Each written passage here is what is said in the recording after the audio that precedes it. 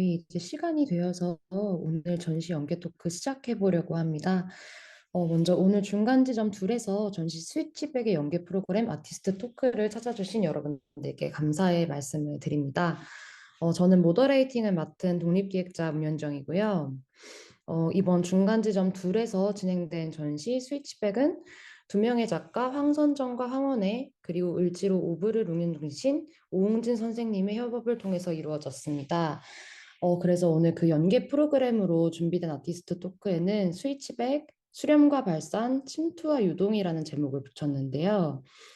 세 분을 모시고 본 전시를 제작하는 과정에 있어서 두 작가분들이 그리고 관찰자로 오웅진 선생님께서 서로를 어떠한 방식으로 읽어내고 번역하고 또 엮어내고 있는지에 대해서 살펴보고자 마련된 자리입니다.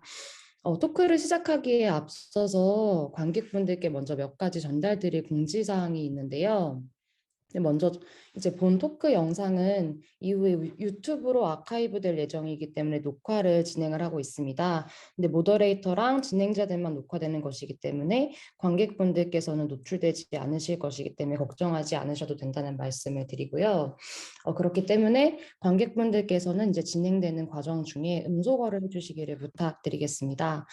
그리고 마지막으로 토크 진행 중에 궁금하신 점이나 참여자들에게 질문이 있으시다면 줌 채팅창으로 자유롭게 남겨주시면 저희가 나중에 수업해서 답변을 드릴 수 있도록 하겠습니다. 그러면 먼저 관객분들께 저희 시작에 앞서서 세 분에 대해서 간략히 한 분씩 좀 소개하시면서 시작하시는 게 어떠실까 싶은데요. 음소거를 풀어주셔야 합니다. 네, 안녕하세요. 저는 황원혜입니다. 전 변화하는 도시에서 마주하는 어떤 일련의 심상을 조형적인 관계성을 가지고 표현하는 것에 관심을 두고 회화를 매체로 작업을 하고 있습니다. 네, 안녕하세요. 저는 황선정이고, 저는 이번에 원혜 작가와 함께 인전, 함께 했고, 또 저는 도시랑 기술, 그리고 자연과 인간에 관한 관계성에 대해 고민을 하는 작업을 이어가고 있어요. 그래서 저는 매체는, 미디어 매체를 많이 사용하고, 내재화된 기술을 많이 사용을 하고 있는데, 네, 그렇습니다. 이번에 좀 다양한 매체를 시도해보는 작업이 되었습니다. 네, 저는 그 을지로 중간 지점 하나 가까이에 위치한 이제 오브라는 공간 운영하고 있고, 이제 이번 전시에서 서문과 글 이제 짧은 단편으로 함께한 오웅진이라고 합니다. 네, 그래서 이번 토크 스위치백에는 사실 부제로 침투와 유동, 그리고 수렴과 발산이란 두 가지 제목이 붙어 있습니다. 네, 그래서 저희가 이제 이거 뭐 토크를 들으시면 아시겠지만 토크를 사실 크가지 세 개 정도의 섹션으로 구성을 해보았어요. 그래서 먼저 그 첫 번째인 수렴과 발산이라는 섹션을 시작해 보려고 하는데요. 수렴과 발산에서는 이번 전시를 위해서 두 분의 작가님께서 준비하시던 어떤 과정에서의 사전 리서치와 같은 부분들, 그리고 어떤 것들을 수집하시면서 느꼈던 서로의 어떤 견해와 의견들, 그리고 오웅진 선생님께서 관찰자의 시점에서 살펴보았던 어떤 그런 이야기들에 대해서 풀어내보는 시간을 먼저 가지려고 합니다. 그래서 먼저 전시를 준비하시는 과정에서의 사전 리서치에 대해서 질문을 드리고 싶은데요. 도시 풍경과 그 속의 편안함이라는 정서에 집중을 하셔서 전시를 만드셨던 것 같아요. 그러니까 두 분이 함께 아카이브를 하셨던 시각적인 자료들이랑 청각적인 어떤 감각으로서의 소리 등이 출발 지점이 되었다고 듣고 있었었는데요. 작업의 배경이 되었었던 레퍼런스나 과정에 대해서 함께 이야기해 주실 수 있었으면 좋겠습니다. 먼저 선정 작가와 이제 제가 같은 동네와 도시를 공유하면서 이제 서로 어떤 렌즈를 가지고 있었는지에 대한 공유 지점을 좀 우연히 발견을 하게 되었어요. 그래서 각자가 이제 평소에 찍어온 1년간의 사진을 공유를 했는데, 이제 저는 도시의 건물에서 보이는 그리드, 뭐 혹은 수평적인 것에서 시작되는 좀 조형적인 부분이라던가, 뭐 그 간격에 대해서 관심을 가지고 찍었다면은, 이제 선정 작가는 평소에 좀 비선형적인 풍경, 뭐 식물이나 뭐 전깃줄과 같은 것들, 뭐 또 탈 것에서 이동하는 뭐 흐르는 풍경과 같은 요소에 집중을 해서 사진을 찍었더라고요. 그래서 이를 보고 좀 서로가 주요하게 생각하는 좀 조형성의 차이에 대해서 생각을 좀 하게 되었고, 또 이후에 여러 방법으로 서로의 그 레퍼런스를 모으기 시작했어요. 그래서 시각적인 것에서 있어서는 이제 공유 폴더를 만들어서 같은 기간에 주변을 찍은 것을 공유하면서 자료를 모았습니다. 네. 저도 시각적인 수집에 있어서 한마디 덧붙이고 싶은 게 있다면, 그 시각적인 그 수집을 하면서 우리는 어떤 일상에 그 시각적인 것 이외의 사운드를 공유하고 있을지에 대한 채집을 해보기로 마음을 먹게 됐어요.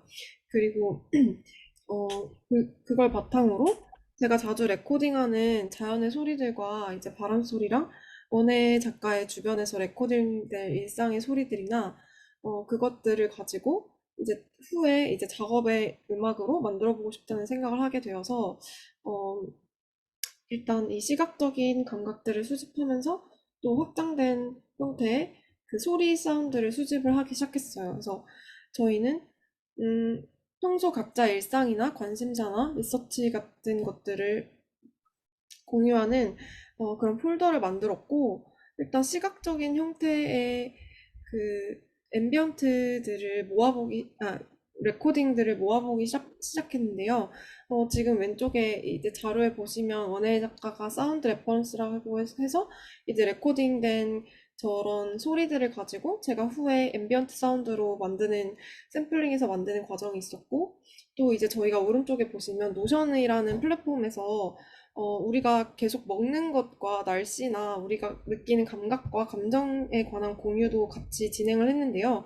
어, 서로의 글들을 모으면서 이제 서로의 회신의 답글을 달면서 켜켜이 약간 서로에 대한 것들이 쌓여갔어요. 그래서 웅진 작가님도 2022년 12월까지는 이 과정을 계속해서 함께 해주셨는데, 이 글에서 질문과 답변을 하면서 서로를 굉장히 많이 알아갔던 것 같아요. 그래서 이 글들에서만 봐도 문체에서 리듬이나 호흡 또한 서로가 굉장히 달라서 서로에 대한 차이점과 공통점들을 발견하는 리서치가 되기도 했고, 또 작업의 실마리 같은 거를 좀 많이 얻게 됐는데, 예를 들면, 어, 모네 작가가 여기서 사진들이 켜켜이 쌓여 레이어를 쌓아가겠지 하면서 이제 저의 유기적인 모양들을 소화해서 가두려고 한다 프레임에 이런 단어를 사용하셔서 문장을 썼고, 저는 그 사진을 찍는다는 것은 캡처링 한다기보다는 어떤 플로잉 하거나 리드밍 하는 쉐입을 만들어가는 거야 라고 나는 생각을 했다는 부분의 일기 같은 이런 글을 공유하게 됐는데, 여기서 원예 작가의 가둔다는 표현과 저의 흘러가는 시간을 간직한다는 이 표현이 저희의 스위치백 협업의 작업의 단서의 시작이 되었어요. 그래서 이런 부분들은 다 이제 글을 이제 모아서 컬렉팅하는 과정에서 협업의 단서들을 많이 만들게 됐고, 또 이거는 그 웅진님께 한번 물어보고 싶었던 부분도 있는데, 그 웅진님이 공유해주셨던 박민규 소설의 그렇습니까? 기린입니다라는 소설을 다시 되돌아보게 됐는데, 여기에서 처음 기차에 대한 키워드가 등장하기도 하고, 또 여기서 그 인물을 표현하는 특유의 방식이 굉장히 흥미로웠는데, 이런 것에서도 이따가 추가로 이렇게 얘기해 주시면 좋을 것 같습니다. 네. 그리고 저희가 이렇게 글과 시각적인 사진과 그 레코딩된 소리들을 모으는 것 외에도 파르마코 AI라는 그 인공지능과 사람이 함께 쓴 그 책이거든요. 이 저서를 함께 저희가 세 명이서 리서치하는 과정이 있었는데요. 그래서 이 파르마코 AI를 같이 읽었던 시점이 2022년 완전 해 말이에요. 근데 저는 2021년부터 개인 작업에서 약간 인공지능 이미지 제너레이터를 사용을 해서 작업을 꾸준히 해왔고, 2022년 11월에 챗 GPT가 공식적인 출범을 하고, 이제 저는 주변 작가들이나 개발자들과 미친 듯한 그 AI에 관한 열띤 토론을 펼칠 시기였는데, 이때 웅진님께서 갑자기 이 파르마코 AI를 함께 읽어보자, 셋이서 라는 제안을 주셔서 함께 읽게 되었고, 어, 왜 이거를 같이 읽기로 했는지, 어떤 부분에 연결을 만들어 가고 싶었는지 웅진님께서 아마 말씀을 해주시겠습니다. 제가 지금 말하면 되나요? 네네. 어, 그 그러니까 사실 뭐 너무 뭐 유명한 책이죠. 특히나 뭐 현정 뭐 모더레이터나 선정 작가님 같이 이제 미디어 매체에서 활동하는 작가님들은 뭐 이게 번역되기 전서부터 뭐 그 개성 씨가 번역하기 전서부터 많이 알고 있었을 책인데 이제 이게 한마디로 GPT가 주고받은 대화 어쨌든 이제 학습형 이제 모듈이기 때문에 계속 뭔가를 주입을 하면 그거에 대해서 내가 의도하지 않은 되게 신비한 문장 같은 것들이 계속 반복이 되고 그게 어떤 내러티브가 될 거라는 믿음 하에 이 저작물을 만들게 된 건데 제가 이 글을 읽고자 이제 제안을 했었을 때가 조금 이제 GPT에 대해서 한창 뭐 얘기가 나오고 있었는데 사실 저는 이제 그 특정 어떤 플러그인에 대해서 우리가 주목을 하고 이거를 직접적으로 우리 프로젝트에 연결을 하자라기 어떤 그것보다 제가 그때 당시에 느끼기에 뭔가 어떤 서로가 다르다는 것을 좀 적극적으로 수용을 하면서 어떤 그 이물감 자체를 긍정적으로 시도하는 어떤 시도 가운데서 가장 동시대적인 컨템포러리한 시도였던 것 같아요. 그래서 어쨌든 이 전시 자체가 사실은 이제 서로 다른 매체의 두 작가가 저를 포함해서 서로를 마주 보면서 알게 되는 뭐 다름이나 다름에서 오는 가능성 같은 것들을 얘기할 때 뭔가 어떤 이런 신비한 이 신비라는 표현을 제가 쓰는 게 아니고 이제 그 저작물에서 계속 나오는 건데 어떤 신비한 문장들 가운데서 어떤 힌트가 있을 수 있겠다라는 생각을 하면서 글을 같이 읽자는 것을 이제 좀 제안을 했었고 그 가운데에서 서로 세 사람에게 모두 좀 유효한 문장들이 있었던 것도 같고 뭐 다른 의견도 있었는데 어쨌든 좀 그런 의미에서는 조금 의미 있었던 시간이라는 생각을 합니다. 그러니까 특히 막 사실은 우리 같은 일반적인 인간어에서는 쓸 것 같지 않은 되게 외계적인 문법 같은 것들을 쓰는데 그게 아무렇지도 않게 누적이 되면서 우리 스스로가 그 문장들이 좀 용서가 되고 말이 된다라는 순간이 이제 불쑥 찾아오는 거죠. 근데 그게 되게 제가 생각했을 때 되게 미술적이라는 생각도 들었었고 그런 맥락에서 읽었던 게 조금 의미가 있었다는 생각이 들었어요. 맞아요. 저도 그 웅진과 원혜 작가와 함께 파르마코를 읽으면서 그 AI가 가진 언어나 그 사회적 연결성을 좀 고민을 많이 했던 것 같아요. 그래서 원혜와 웅진과 다른 관점으로 이 책을 접근하는 게 정말 처음엔 저는 흥미로웠고, 그리고 AI를 이제 같이 읽으면서 이 AI를 주체화한다는 것이 어떤 것인지 고민하게 됐고, 왜냐면 이제 저는 이 GPT를 굉장히 툴에 가까운 형태의 기술로 사용을 했었는데, 이제 원혜 작가와 웅진님과 대화하면서는 좀 더 주체적이고 본능적인 인간의 본능에 가까운 어떤 감수성의 영역에서 이 GPT 챗을 바라보게 됐던 게 좀 흥미로웠고, 그래서 이게 과연 인공지능이란 단어로 부르는 게 맞을까라는 이 질문을 해보기도 했고, 그리고 또 저는 이 코스모 테크닉스의 역사에 대한 지점을 저 나름대로는 되돌아보는 시간이 되면서도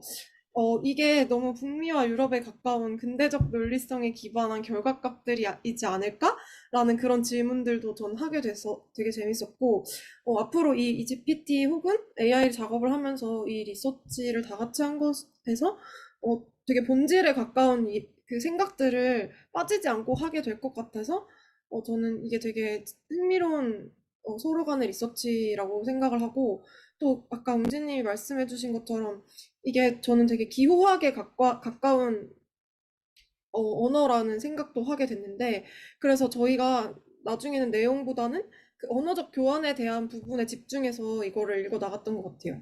네.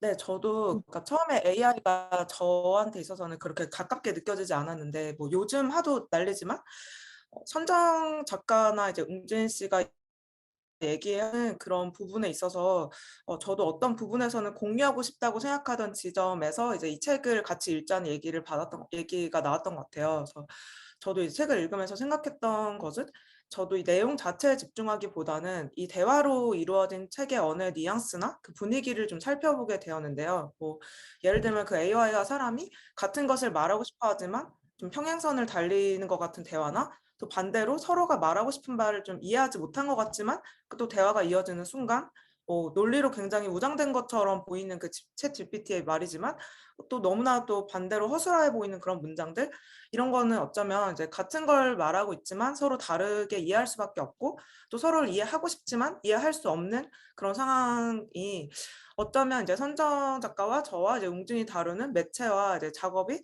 서로에겐 굉장히 접점이라고 생각을 하는 부분에서도 굉장히 어긋나고 오류를 만들어내고 또 그 지점에서 다시 좀 새로운 방향이 나오게 되는 것들에 대해서 생각을 할 수 있었던 것 같아요.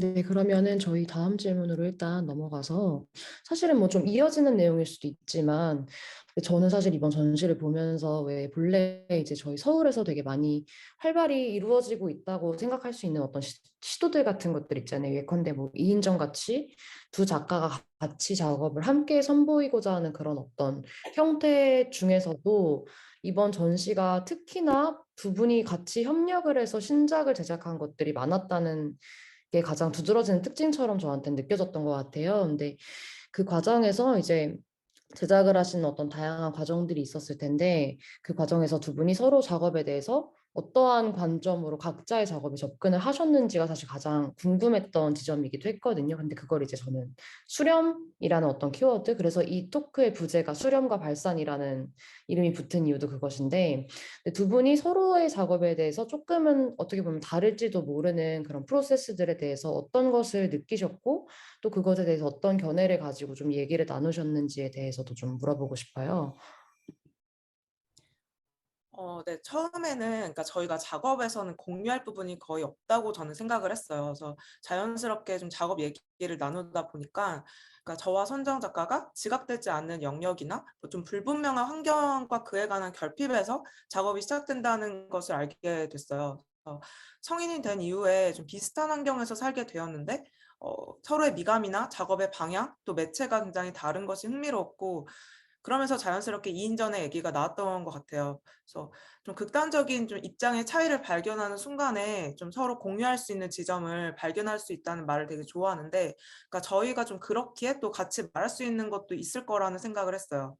그래서 작업에 관한 태도나 기질에 대해서 얘기를 하자면, 전 저에게 체화된 감각이나 또 그에 관해 변주되는 것들을 계속해서 하나의 점으로 좀 모아가면서 화면에 표현하려는 방향성을 가지고 있다고 생각을 해요.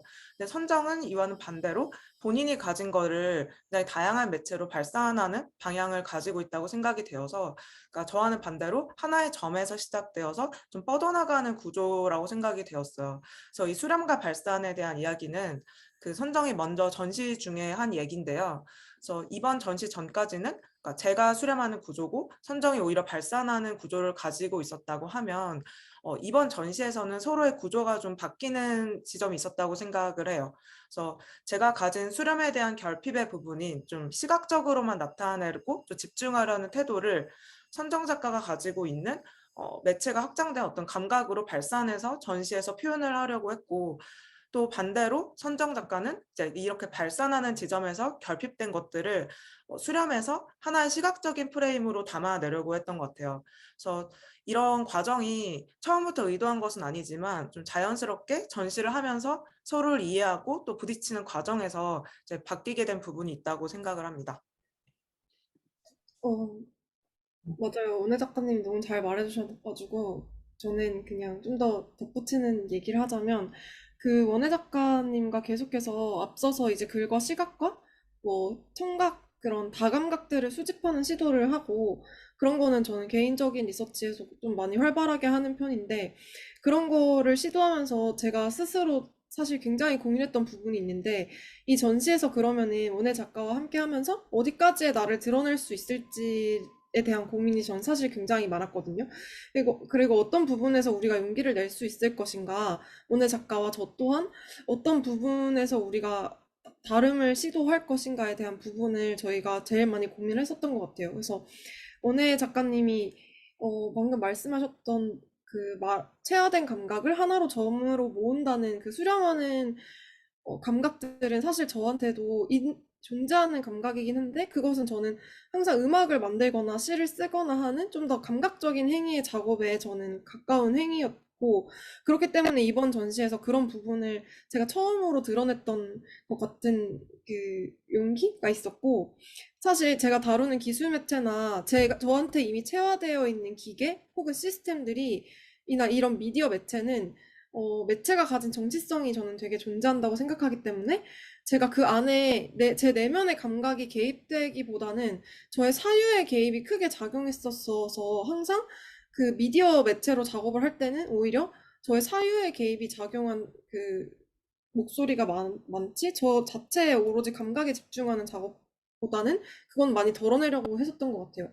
다만 이번 전시에서는 저는 계속 수렴하는 형태의 저를 좀 더 시각적으로 표현하고자 하는데 집중을 했고, 그런 프로세스에서 이번 작품과 전시를 대했던 것 같아요. 그래서 예를 들면 그 제가 이제까지 해왔던 작업들에서 제가 말하고 싶은 뭐 나선의 텔레매틱스 같은 운동성을 이제 원예 작가와 계속 이야기를 나누면서 이걸 어떻게 하면 시각적으로 잘 표현할 수 있을지에 대한 고민을 이제 원예 작가와 나누면서 하나의 운동성으로 제가 좀 더 수렴하는 방향으로 시각적 오브제들을 구성해 보려고 한 접근이 있어요. 그리고 이제 자료에서도 넣어놨는데 제가 1월 1일에 쓴 그 노션 글에 제가 끊임없이 수령하고 있는 많은 것들을 찾았다는 그 메모가 있어서 아마 그때를 시작으로 전시의 신작들이 많이 구성된 것은 아닐까 하는 생각을 했습니다.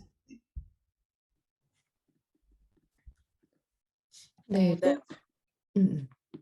공간 관련된 내용에 대해서도 좀 말씀해 주실 게 있으실 것 같은데요, 오늘 작가님. 그 앞선 좀 이런 일련의 과정에서 이제 선정 작가와 제가 생각하는 좀 편안한 공간을 만들고 이런 협업 작품을 만들고 싶다는 생각을 하게 되었어요. 그래서 그 편안한 공간이라는 것이 일반적으로 생각하는 어떤 코지함, 안락함 이런 것들이 아니라, 그러니까 저와 선정이 가지고 있는 감각의 결핍이 좀 채워지는 그런 공간을 만들어 보고 싶다고 생각을 했어요. 좀 다감각이 조화롭게 어우러질 수 있는 그런 공간. 그래서 어떤 대상이나 장소가 이제 우리의 경험이 좀 총체적이고 적극적이고 좀 사색적인 모든 감각을 경험을 할 경우에만 굉장히 구체적인 현실성을 구축할 수 있다는 생각을 하는데, 그러니까 이번 전시는 그 연장선에서 그러니까 달려나가는 중에 그 형태의 안락한 공간에 도달하기 이전에 좀 위치한 그런 과정적인 좀 전시를 해보려고 했던 것 같습니다. 맞아요. 그리고 저는 좀, 한 가지 더 덧붙이고 싶은 부분은 저희가 처음 이제 원예 작가님이 전시에 대한 이야기를 했을 때 저는 원예 작가님이 가진 프레임과 제가 가진 어떤 유기적인 가지들이 뻗어나가서 한 공간에서 관계를 맺게 되는 것이 아닐까라는 상상의 나래를 펼친 적이 있는데, 이것들과 더불어서 저희가 계속해서 그 리서치들을 지나면서 그렇다고 하면 과연 우리는 왜 이 작업을 하는가에 대한 모티베이션에 관한 이야기를 좀 꽤나 많이 나누었었는데 결국 도달했던 지점은 그 원예 작가는 아까 얘기했듯이 어떤 도시에서 발생하는 불안감에 대한 추상적인 심상들 그리고 저는 어떤 이 도시나 인간과 자연 그리고 이 시스템의 유기적 관계가 결핍된 부분들에서 영감을 많이 받아서 작업을 시작한다고 이제 서로 대화를 나누게 됐어요. 그래서 그러면은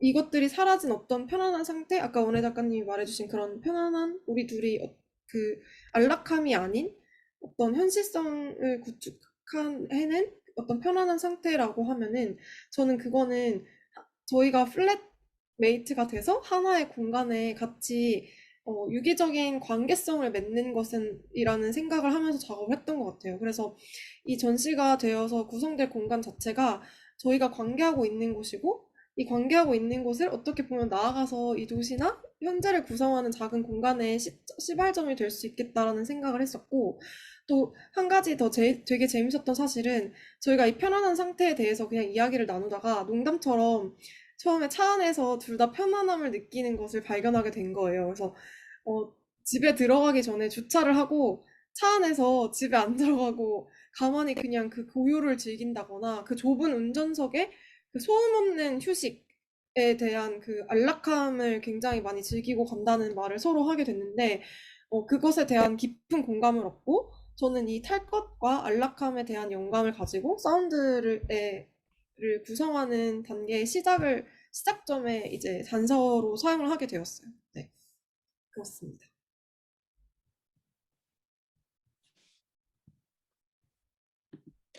그리고 저는 사실 뭐 한 가지 궁금했던 것이 약간 이런 어떤 공간에 대한 어떤 사유들, 그리고 두 분이 어떤 부분에서 편안함을 느끼는지에 대한 어떤 얘기를 하시다가 이제 남기셨던 작업 노트에서 그 이제 르꼬르비지에가 설계했던 온디아트아르라는 그 건축적인 어떤 양식에 대해서 언급하셨던 부분이 있다는 거를 발견을 했어요. 그래서 이런 어떤 부분들을 결국에는 어떤 전시장이라는 공간 안에도 같이 관계하도록 만드시려고 노력을 했을 것 같은데 그런 어떤 부분들에 대한 어떤 사유도 같이 좀 얘기해 주실 수 있으면 좋겠습니다. 네. 그 르꼬르비제가 설계한 이제 그 수도원의 그 창문인데요. 이제 온디라투아르가 이제 파동의 유리면이라는 뜻이에요. 그래서 수직으로 어떤 구획된 유리면이 이제 그 어떤 모듈의 치수 간격을 조합을 해서 좀 우연을 가미해서 설계한 시스템인데요.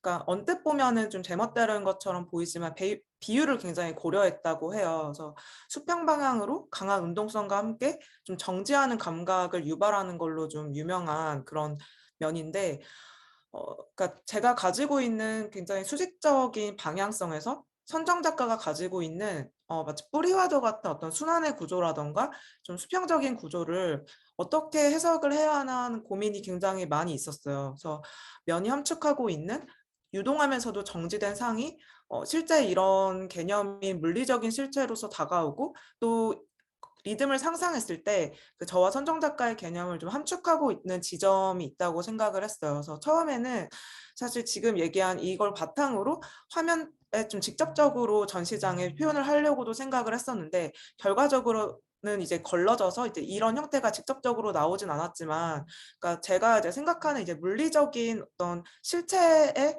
우리 둘을 그러니까 함축하고 있는 게 어떤 것일까 했을 때 이제 이런 개념이 나오면서 관련해서 이런 드로잉들도 많이 하게 되고, 뭐 결과적으로도 지금 전시에서도 이런 부분들이 좀 남아있는 부분이 있다고 생각을 합니다. 네, 맞아요.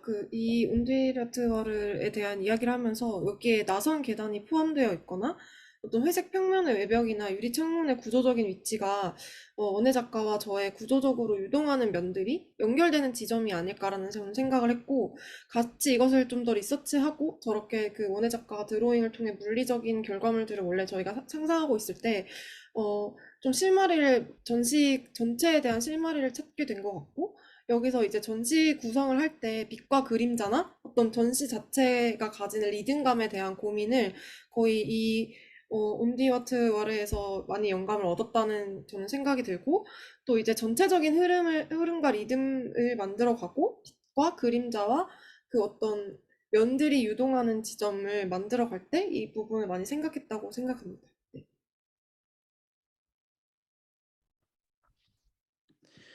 근데 사실은 이 과정에서 가장 그 관찰자의 역할을 수행하셨던 그리고 가장 가까이서 이걸 지켜보실 수 있었던 분은 오웅진 님이라고 생각이 드는데요. 근데 이번에는 웅진님 이야기도 사실 좀 같이 들어보고 싶어요. 근데 사실 이 어떤 관찰의 과정을 통해서 결국에 웅진님이 그 전시장에도 함께 배치되어 있는 스위치백이라는 소설이 탄생을 했다는 생각이 드는데요.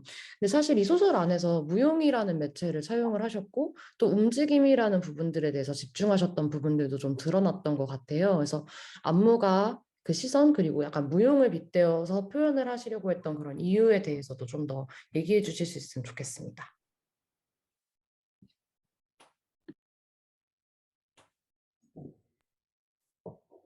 음소거를 네.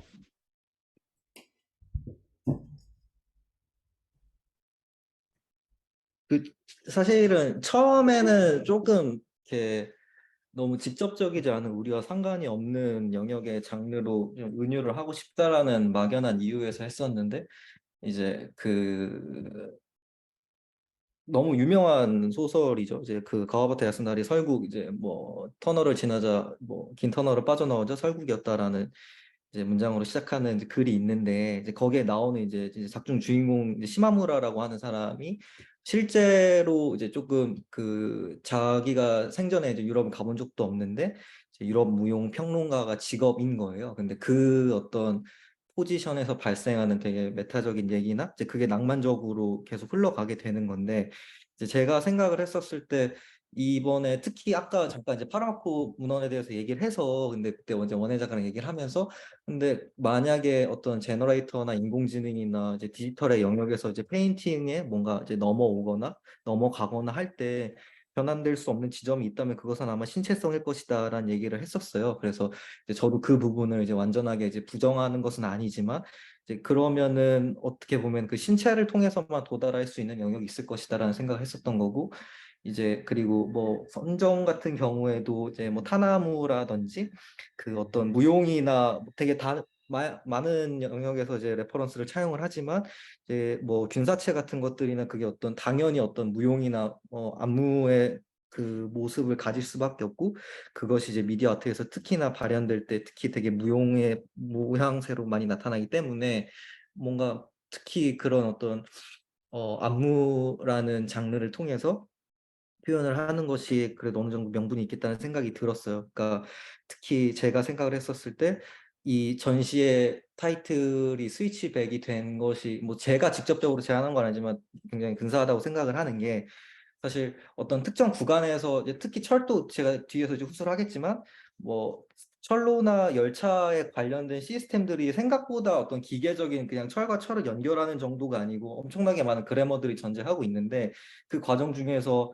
되게 많은 묘수들이 많이 있는 거죠. 이제 그 가운데서 하나가 이제 스위치백이라고 하는 이제 국내에서는 어떤 협계라든지 뭐 강원도에 많이 어떤 철도가 없기 때문에 크게 시도되지 않는데 뭐 일본이나 동유럽이나 이런 데서는 어떤 비탈이나 협곡 같은 데들을 잘 이제 빠져나오거나 할 때 자주 쓰이는 방식이라고 하는 거예요. 근데 이게 마치 제가 느끼기에 어떤 기차가 되게 묘하게 보이는 어떤 안무 같다, 무용 같다라는 생각이 들었었고, 근데 이게 두 사람이 서로 작업을 하거나 협업을 하거나 서로 다른 운동성을 확인할 때 보이는 모습과 굉장히 유사해서 뭔가 전반적으로 그냥 이 전시의 어떤 그런 안무의 정서가 좀 흘렀으면 좋겠다라는 생각이 들었었고, 네, 그래서 좀 의도적으로 서문에서도 그렇고, 소설에서도 뭐 일부러 그 화자죠. 이제 화자의 어떤 직업을 그런 식으로 좀 설정을 했던 것 같습니다. 네, 감사합니다. 그러면 저희 이제 두 번째 섹션으로 넘어가 볼까 하는데요. 이제 여긴 침투와 유동이라는 제목이 붙었는데 여기서는 이제 두 작가분들께서 이번 실질적인 어떤 협업을 위해서 서로의 매체에 서로 어떻게 침투를 하고 있는지 그리고 또 결과적으로 어떻게 하나의 지점으로 나아가고 있는지 유동하고 있는지에 대해서 살펴보는 그런 섹션일 것 같습니다. 근데 사실 전시를 보신 분들은 아시겠지만 그 전시 도면에 이제 두 분의 작품 중에서 스위치백이라는 이름이 붙은 그런 작품 시리즈들이 이제 좀 연결이 되어 있는데 그것들이 이제 어떤 방식으로 서로 약간 교차되면서 작업이 계속 진행되어 왔는지 제작되어 왔는지를 좀 가늠해 볼 수 있게 하는 것 같았어요. 근데 그 첫 번째가 황선전 작가님의 사운드 오브 제인 스위치백에서 시작되고 있었는데 그래서 이런 어떤 사운드가 출발 지점이 되었다는 것에 대해서부터 좀 물꼬를 트기 시작하면 좋을 것 같아요. 아, 네. 그, 스위치백 전시장을 구성하는 사운드로 제가 8분 정도의 앰비언트 트랙을 만들게 되었는데, 이 사운드는 이 전시의 리서치랑 프로세스들을 나름대로 저는 함축하고 있는 발화점이 되는 작업이라고 생각을 합니다. 어, 왜냐면 그 원혜 작가와 제가 수집한 일상, 그리고 그 소리들을 함축하는 그 시간들, 그것들이 저는 축적돼서 자연스럽게 앰비언트라는 사운드 트랙으로 제가 구성을 하고자 했고, 그것이 또 사운드 트랙이라는 거는 무조건 흐르는 시간으로 구성이 되어 있고, 다시 현재를 구성하는 순간이 되고자 제가 그 사운드 트랙을 구상하는 것을 목표로 했고, 또 앰비언트 트랙으로 이제 제작하게 된 계기는, 어, 제가 가장 시각적인 노이즈는 무엇일까에 대한 고민을 하게 됐었어요. 그래서 그 원혜 작가랑 같이 리서치하면서 아, 우리가 수집한 그 사진들과 어떤 시각 매체들, 1년이 넘는 시간 동안 찍었던 그런 다양한 서로 다른 그 일상의 순간들이 어떻게 하면 이것을 청각적이지만 가장 시각적으로 표현할 수 있을까를 고민을 하게 됐고, 이제 도시에서 발생하는 사운드들을 채집해준 원혜의 그 녹음 샘플들을 제가 가장 시각적인 앰비언트라는 트랙을 구성하는 데 사용을 해가지고 그것들의 풍경을 현재로 계속 가져오려는 시도를 했습니다. 그래서 결국 이 사운드 트랙 자체가 가진 특징은 저희가 수집했던 시간이랑 그리고 흐르고 유동했던 풍경들이 다시 현재로 도달했고 이것이 전시장의 풍경이 되었다라는 말씀을 드리고 싶고 또 제가 재밌었던 거는 원예가 시각 외에 감각 수집을 되게 다감각적으로 했기 때문에 발산하던 수집들을 저는 하나의 수렴이 되는 트랙으로 만들려고 굉장히 노력을 했고, 그리고 또 바닐라 머크라는 제목을 가지고 있는 것은 저희가 안락함에 대해서 아까 잠깐 말씀드렸던 차 안에서의 안락함 그리고 편안함에 대해서 영감을 좀 받은 것이 있는데 그 플라스틱 왼쪽에 그 아크릴판에 제가 영시를 적어뒀는데 거기에서 제가 2022년 7월에 차 안에서 굉장히 엄청난 안도감을 느꼈다는 그 부분을 가진 시가 있어요. 그래서 그 부분이 너무 떠올라서 차 안과 기차, 뭐 여러 가지의 풍경들, 지나치는 풍경들 안에서 우리가 어떤 안도감을 느꼈는지에 대한 것을 상상하면서 이름을 지었고, 그래서 이 사운드 트랙에 그 영감을 받았던 순간의 사진은 이거거든요. 그래서 이거는 바닐라 머크라는 제목을 가지고 있고, 저렇게 암흑 속에 있는 그 풍경에서 바닐라 스카이가 떠 있다라는 되게 시각적이지만 후각적인 형태로 작업을 하고 싶어서 그 이름을 짓게 됐고, 네, 이런 식으로 원의 그 녹음 파일들을 샘플링 해가지고 작업을 하게 되었습니다. 네. 음. 근데 지금 말씀해 주신 게 어떻게 보면 첫 번째 시작의 어떤 포인트가 될 수 있을 것 같은데, 근데 저는 사실 뭐 전시를 총 네 가지 섹션으로 저희가 좀 분류를 해서 설명을 드려볼 수 있을 것 같아요. 근데 이제 뭐 그 과정에서 상호 간에 어떤 식으로 협력과 또 약간 영향과 이런 것들이 이루어졌는지에 대해서도 좀 얘기를 해볼 수가 있을 것 같은데, 이제 좀 하나 덧붙이자면 사실 저는 제가 전시를 보면서 가장 크게 느꼈던 것 중에서 하나는 이제 두 분이 사실 기존에 진행해 오셨던 작업의 스타일이랑 이번 전시에서 선보이셨던 작업의 스타일이 조금은 달랐었다는 그런 생각이 좀 들었었던 것 같아요. 특히나 원혜 작가님 같은 경우에는 이제 도시 이미지랑 건축의 요소를 사용해서 이제 회화의 평면에다가 옮기시는 어떤 구조적인 방식을 가지고 계셨었는데, 이번 전시에서는 좀 보다 즉흥적이고 약간 인상에 의해서 파생된 그런 선들이 좀 많이 보였다는 그런 생각이 전 들었었고, 또 황선정 작가님 같은 경우에도 이제 과거 인스톨레이션이나 뭐 오디오 비주얼 작업과는 다르게 이번 전시에서는 오히려 하나의 스크린, 이제 하나의 어떤 평면 오른쪽에서 보실 수 있는 것처럼 약간 그런 어떤 모니터 화면 안으로 뭔가 펼쳐지는 그런 작품들의 요소도 좀 보여졌다는 생각이 들었어요. 그래서 이번에 네 가지 어떤 섹션을 설명해 주시면서 이런 어떤 차이가 발생하게 됐던 어떤 이유라든지 아니면 어떤 마음으로 이 작업을 좀 행하시게 되셨던 건지 그런 과정들을 같이 좀 말씀해 주실 수 있으면 좋겠습니다. 네. 그러면 제가 이제 제 왼쪽 작업이 이제 미모사라는 스위치백에서 이제 제가 채집한 사운드를 선정이 창작물로 만들어서 이 사운드를 바탕으로 작업을 한 작업인데요. 어떻게 보면 저에게 처음으로 그 사운드라는 청각적인 레퍼런스를 가지고 만들어 본 작업이에요. 그래서 제목 자체도 이제 미모사라는 이제 그게 이제 식물인데 굉장히 이렇게 톡하면 이렇게 퍼지는 방향성을 가지고 있는, 그래서 촉각적인 어떤 감각을 더 이제 상상을 하면서 이 작업을 했던 것 같아요. 그래서 뭔가 이전에는 제가 작업을 할 때 있어서 훨씬 더 좀 조형적인 부분과 뭐 시각적이고 뭐 청각적인 것보다는 훨씬 더 조형적인 부분에 굉장히 신경을 많이 썼었는데, 이번 작업에서는 그 이후에 조금 더 자세히 얘기하겠지만 훨씬 더 저에게 조금 더 집중하고 그 감각에 집중한 그런 작업을 하게 되었던 것 같아요. 그래서 지금 보시면은 그 과정을 조금 가져왔는데요. 그래서 그 과정 같은 경우에도 이전에 어떤 제가 생각하는 시각적인 레퍼런스가 아닌 조금은 소리에 가까운 그런 뭔가 파동면과 같은 이런 걸 좀 표현을 하려고 그 순간을 좀 그대로 살려보려고 화면 안에서 그런 노력을 좀 했습니다. 네. 네, 저는 아까 오른쪽에 보이셨던 원의 작가 옆에 있는 그 작품은 선스톤 하모닉스라는 작업을 했고, 저는 두 가지 영상으로 이제 보여지고 있는데, 지금 영상이 나오고 있는데 보이시나요? 네. 저 영상을 이제 캔버스 바로 옆에 같은 사이즈로 어, 짜서 저렇게 평면에 영상을 집어넣게 되었는데 저건 사실 제너러티브 비주얼이지만 제가 이번에 렌더를 해가지고 집어넣게 됐어요. 그래서 이게 저는 그 원혜 작가가 방금까지 했던 사운드와 그리고 청각 그리고 다시 시각적인 레이어드를 또다시 저는 하나의 그 지층을 만들고자 하는 작업을 했는데 이 여기서 보여지는 제너러티브는 사실 원혜 작가의 그 처음에 아까 보셨던 그 그림을 가지고 레퍼런스를 삼아서 이 작업을 하게 됐고 그래서 여기서 나오는 컬러 값들 같은 거는 제가 다 임의로 지정한 것이 아니라 원혜 작가가 그 그림에 사용했던 컬러 값을 가지고 제가 무수히 레이어를 쌓아서 이런 컬러 값을 가지고 오게 된 것이고 그래서 두 편을 제작을 하게 됐는데 한 편은 이 그 좀 더 붉은 계열의 캡터스 드림이라는 작업이고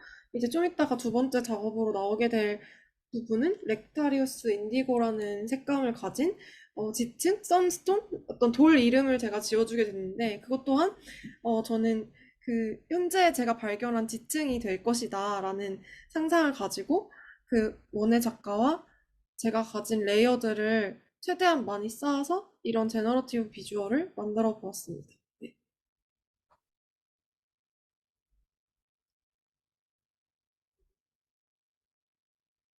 네. 그리고 다음 거를 넘어가게 되면 시간이 걸려요. 넘어가나요? 네.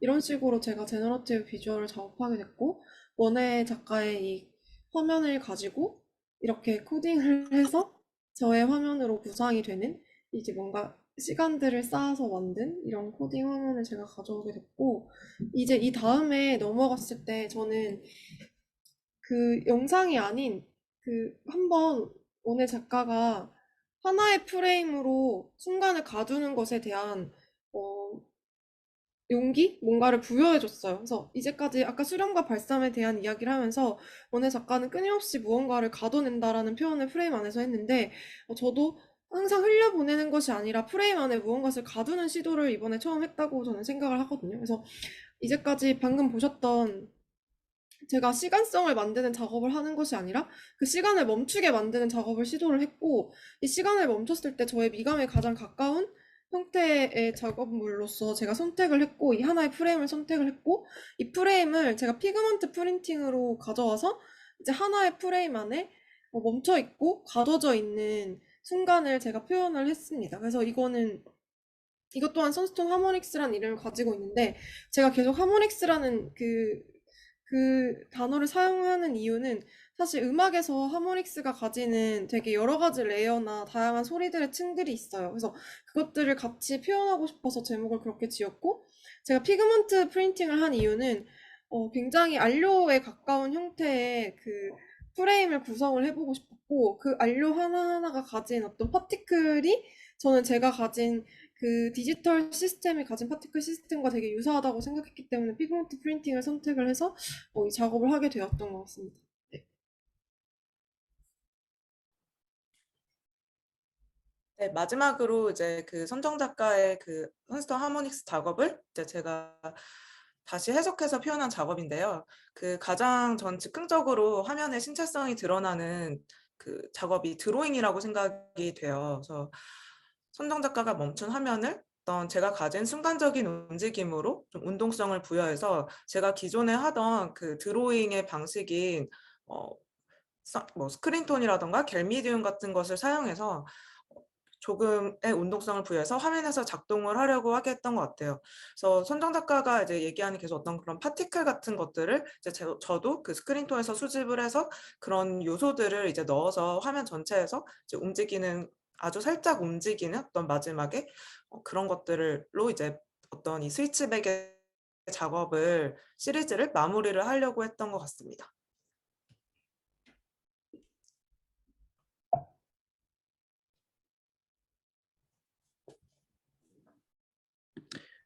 뭐 하고 사실 이런 어떤 부분들 전시 어떤 설치 과정에서의 어떤 드러나는 벽면과 같은 어떤 공간적인 디스플레이와 관련해서도 좀 질문을 드리고 싶은 게 있는데 근데 사실은 회화 작업 그리고 뭐 미디어 기반의 장비들이 같이 설치되는 어떤 컨디션이 그렇게 보기 쉬운 풍경은 아니라는 생각을 저는 합니다.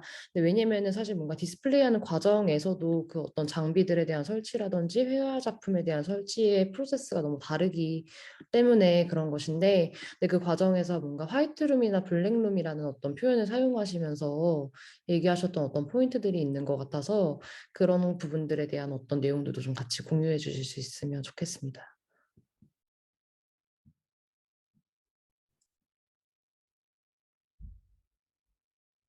그, 네, 그 화이트룸이랑 다크룸 설명에 앞서서 그 네 가지 섹션 설명을 아직 다 못했는데 그 부분을 네, 같이 해주세요. 네네. 그러면 그 원혜 작가님이 네, 이 두 번째 섹션에 있는 화면에 대해서 먼저 작품 해주시나요? 네네. 네, 이 작업은 제스트 작업인데요. 이제 제가 이제 매번 하는 화면의 구성에서 선정 작가의 그 우리가 모아왔던 그 레퍼런스의 조형성만을 취해서 화면에 이제 표현을 하고, 또 이제 거기서 탈락된 이미지들을 좀 뻗어나가는 유동성이나 유기적인 것들을 에어브러쉬를 사용을 해서 가볍게 표현을 해본 작업이에요. 그래서 작업에서 어떤 뭔가 맺힌 물감을 닦아내는 이런 과정, 지금 보시는 이런 화면에서 이런 것과 색상의 표현에 있어서도, 그러니까 저 자체에 엄청 집중하기보다는 조금 선정 작가의 감정선을 이해하면서 해보려고 했던 작업이에요. 그래서 관련해서 나온 드로잉은 아까 앞에 있는데, 네, 그 옆에, 네, 또 뭐 이런 작업이라, 이 오른쪽 이제 처음에 관련해서 처음 했던 드로잉이라던가, 네, 그리고 작업의 과정들을 좀 가지고 와봤습니다. 그래서 이 작업과 조금 이제 막 저희가 엄청 의도한 건 아니지만 좀 조응하는 그런 작업으로 이제 선정 작가의 그 모니터 화면에 비치고 흐르고 있는 작업이 있어요. 그래서 그 작업에 대해서 선정 작가가 죄송합니다.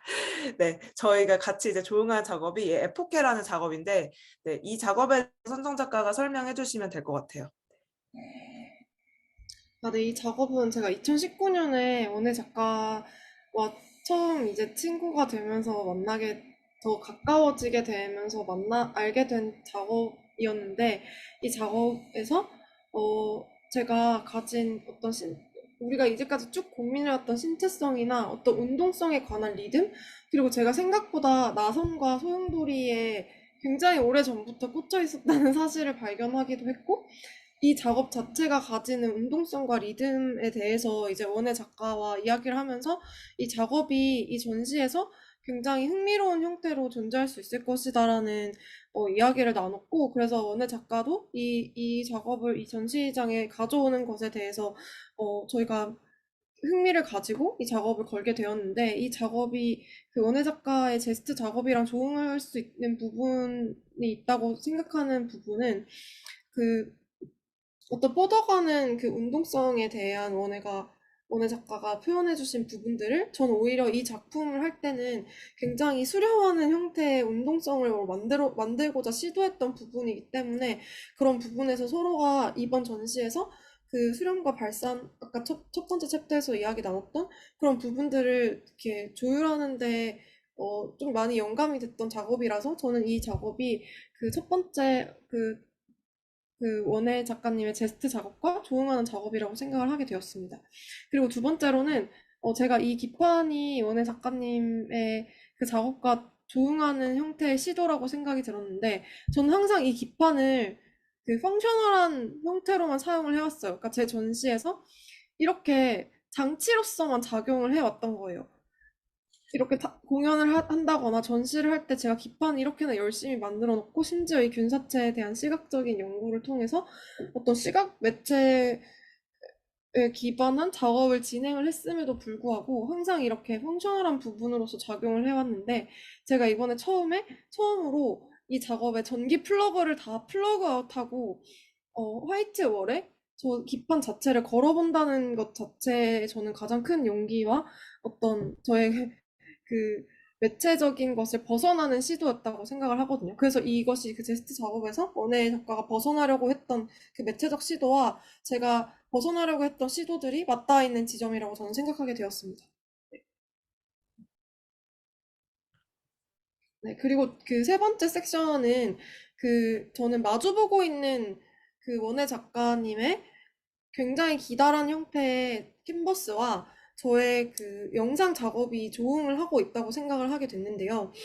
어, 일단 저 먼저 설명을 조금 드리자면 이거는 뮤직 스코어 바다 이슬을 위한 뮤직 스코어라는 제목을 가진 작업인데 이 작업은 제너러티브 비주얼 작업이고 이것 또한 두 편의 작업으로 구성되어 있는데 제가 두 편의 작업으로 계속 구성을 하게 된 이유는 어, 원래 작가님이 사용하셨던 색감과 이 전시에 가장 어울리는 색감에 대해서 고민을 해본 작업이 첫 번째 작업이고, 두 번째는 오히려 제가 시각적으로 가장 저 제목을 잘 표현할 수 있는 그 색깔을 선택했던 것에 굉장히 집중을 많이 하게 됐어요. 그리고 이건 왜 뮤직 스코어라는 이름을 가지게 됐냐면, 전시장에 흘러나오는 저의 앰비언트 사운드랑도 굉장히 유기적 관계에 있기 때문에 그렇게 한 것도 있지만, 저는 애초에 저희의 리서치들을 전부 다 쭉 늘어 놓았을 때 그런 리듬 자체가 굉장히 뮤직 스코어라는 생각을 하게 됐고 어떤 시각적인 그 부산물들과 시각적이고 청각적인 그런 리듬들이 다 모여서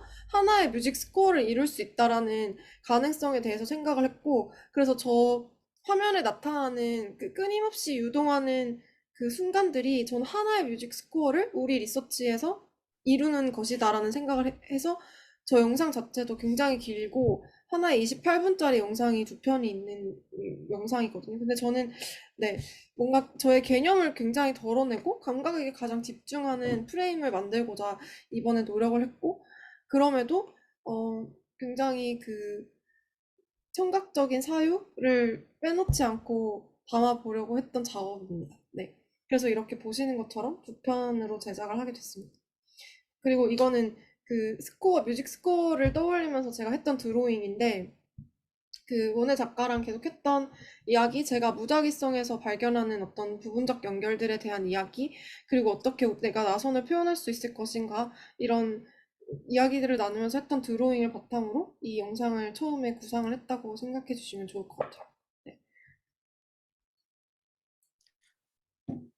네. 저는 이제 선정 작가가 너무 말을 잘해주셨는데 이제 선정 작가가 이제 앞선 이런 얘기들을 저한테 하면서 저에게도 어떤 가로가 가진 평행선의 리듬에 대해서 한번 생각해 보는 거 어떠냐 이런 얘기를 했어요. 그래서 저는 원래 가로로 된 작업을 잘 하지 않는데 좀 본래 제가 하고 있는 좀 수직에서 발생하는 리듬을 평행하게 바꿔보려는 시도를 했어요. 그래서 오랜만에 그 수평이 가지고 있는 운동성에 대해서 좀 고민을 하면서 이제 진행을 했던 작품이어서 원래 제 작업이지만 가로로 아주 긴 모양과 형태를 가지고 있고 그래서 어떻게 보면은 제가 원래 하지 않던 시도를 좀 작게나마 이제 해볼 수 있는 그런 용기를 꺼내고 용기를 내서 해본 작업입니다. 그래서 관련해서 이제 벽에 에어브러쉬로 이제 벽에 그려냈는데 이러한 그 모양들도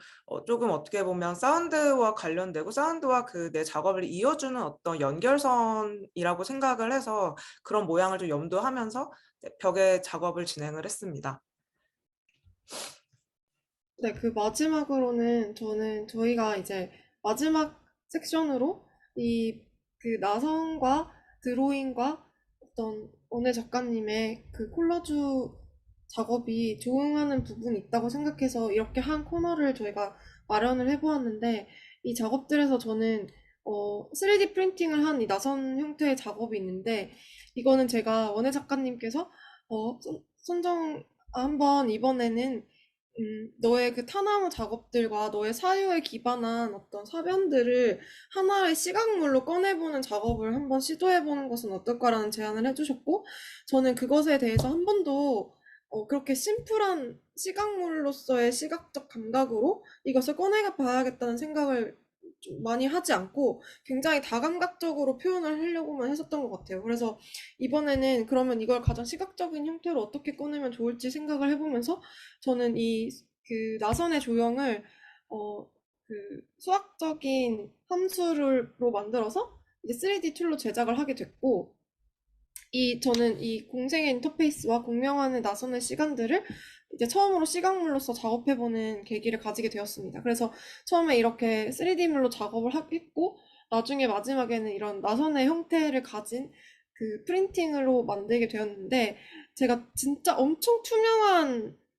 3D 그걸로 작업을 하고 싶었는데, 엄청 투명한 3D 프린팅은 굉장히 비싸다는 것을 인지하게 되었고, 저 정도의 투명함을 가지고 저 정도의 크기만을 가지는 것으로 만족하기로 제가 마음을 먹어서 저 정도의 크기로 걸게 되었는데, 일단 제가 투명함을 가지고 싶었던 이유는 이제 땅속에서 이제 운동성을 가지는 그런 균사체들과 제가 계속 생각해내는 어떤 그 레이어들이 겹쳐내는 부분들이 저는 빛을 많이 생각을 하게 됐는데, 빛은 겹쳐질수록 굉장히 하얗게 변하잖아요. 그래서 저는 어떤 CMYK의 겹쳐짐의 레이어가 아니로 좀 더 투명한 레이어가 많을수록 투명해지는 것과 그런 것에 땅속의 리듬을 표현하고 싶었기 때문에 가장 투명한 형태로 표현을 해보고 싶었습니다.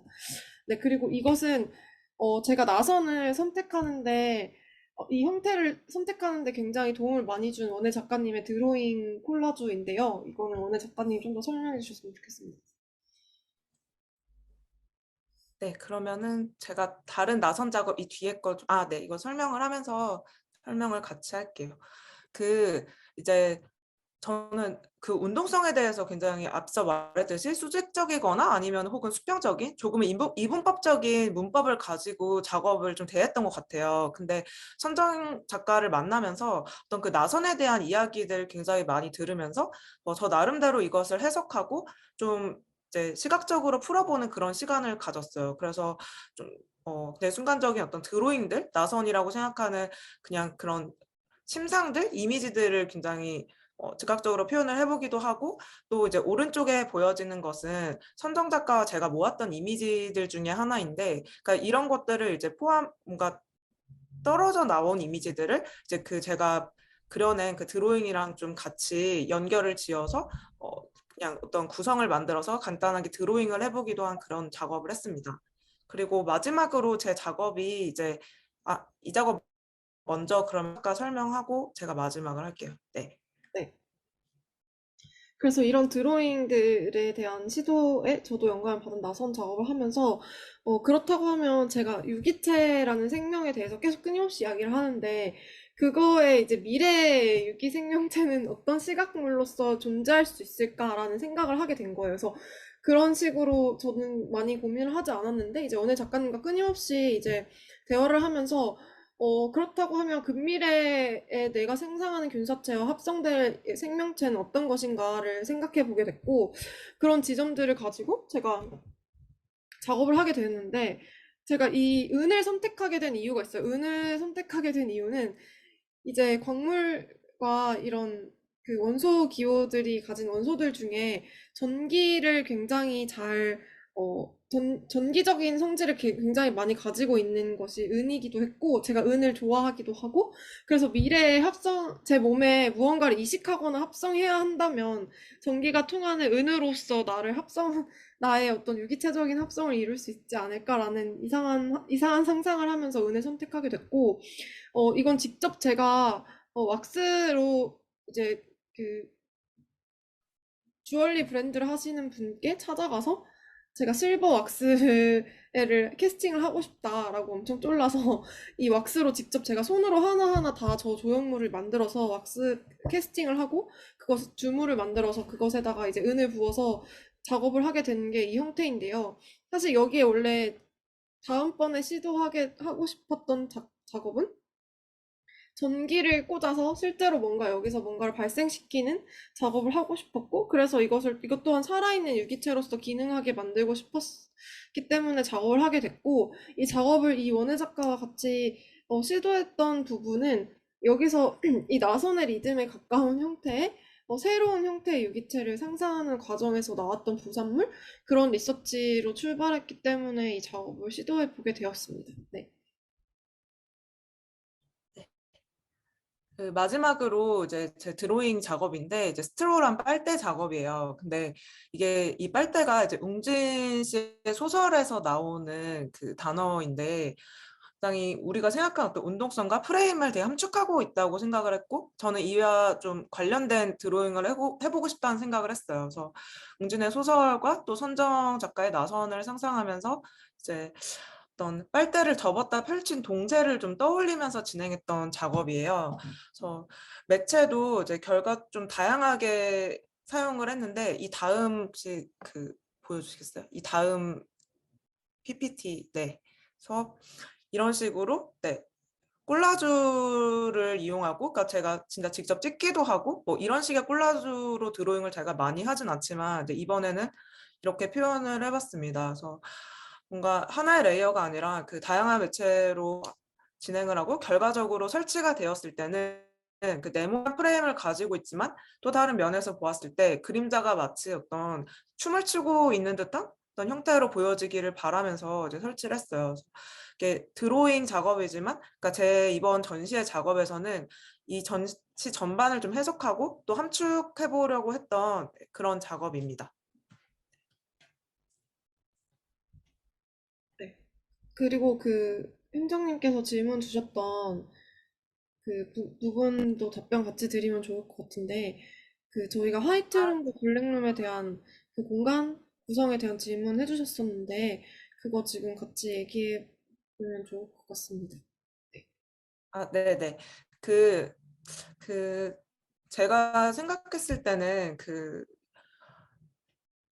영상이나 좀 각종 기기 있던 미디어 매체와 함께한 전시는 그 페인팅까지 다 같이 이제 완료되었을 때 결과까지가 좀 전시에 포함이 되는 것 같고 이제 그게 좀 전시라고 생각을 했어요. 그래서 어떤 화면을 만들어 나가는 과정에 대해서는 저는 컨트롤하기 어려운 부분이 있지만 좀 캔버스와 같은 지지체 하드웨어를 다루는 것에 대해서는 어려움이나 불편함은 거의 없거든요. 그래서 미디어 매체에서도 이런 어려움의 부분이 좀 굉장히 생소하게 좀 다가왔던 것 같아요. 그래서 뭔가 그렇기 때문에 그 이번 전시 디스플레이에 있어서도 서로를 이해하고 이해하려고 해도 이해가 되지 않는 부분도 생겼던 것 같아요.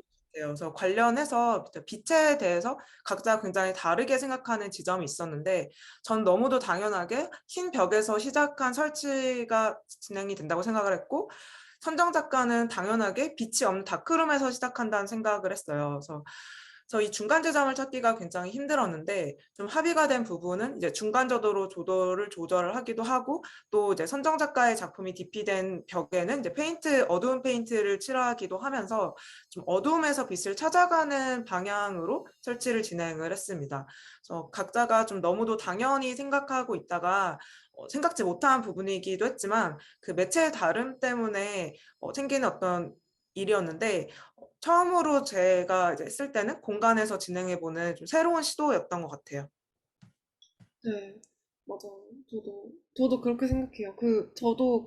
저는 처음에 항상 작품을 만들 때, 그리고 공연을 굉장히 많이 하기 때문에, 공연 피치가 다크인 공간으로부터 모든 것이 출발하기 때문에, 화이트 큐브를 많이 상상하는 경우가 저한테 굉장히 생소하고, 화이트 큐브와 이 피치 다크로부터 출발하는 공간이 어떻게 만날 수 있을까를 고민하면서, 사실 조명에 대한 고민을 같이 많이 했고, 저는 그 과정도 되게 흥미로웠고 재밌었고 결코 싸우지 않았던 게 다들 물어보시더라고요. 많이 싸웠냐고 전시장에 놀러 오시는 분들이. 근데 저희는 그런 다툼은 전혀 없었고 오히려 되게 흥미롭게 리듬성과 공간성을 만들어가는 거에 대해 되게 많은 흥미를 느꼈던 것 같아요. 저는 또 그랬고 그리고 예를 들면 에포케 작업에 아까 원혜 작가님이 말씀하신 것처럼 결에 맞는 벽을 칠하는 것부터 시작을 같이 했고 또 에어브러쉬로 어떤 벽의 운동성과 리듬을 같이 만들어 나가면서 저는 좀 빛과 그림자들의 배열하는 것 아까 그 르꼬르비지의 건축물에서부터 계속 생각해왔던 그 리듬을 가진 공간을 재생하려고 시도했던 부분들. 그래서 저는 공간 자체도 이제 시간성을 가지고 흐르면서 재생된다라는 생각의 개념을 가지고 좀 살아있었으면 좋겠다는 생각을 가지고 이 디스플레이를 많이 했던 것 같아요. 그리고 원혜 작가님한테 많이 그 달랐던 부분이지만 재밌던 부분은 그 벽 자체를 굉장히 시각적 그 프레임으로서 많이 보시고 그것의 시각적인 배열 같은 리듬을 굉장히 많이 생각하시는구나 평소에 이런 생각도 많이 알게 돼서 재밌었고 이 사운드 작품에 있어서도 사실은 제가 과감하게 스테레오 사운드로 작업을 해서 원래 레프트 라이트가 핑퐁하는 사운드인데 정말 과감하게 모노로 일자로 모노의 로 들릴 수밖에 없는 구조를 택하면서 시각적 조형성을 위해서 굉장히 많은 디스플레이 시도를 했다는 것을 말씀드리고 싶었습니다. 네.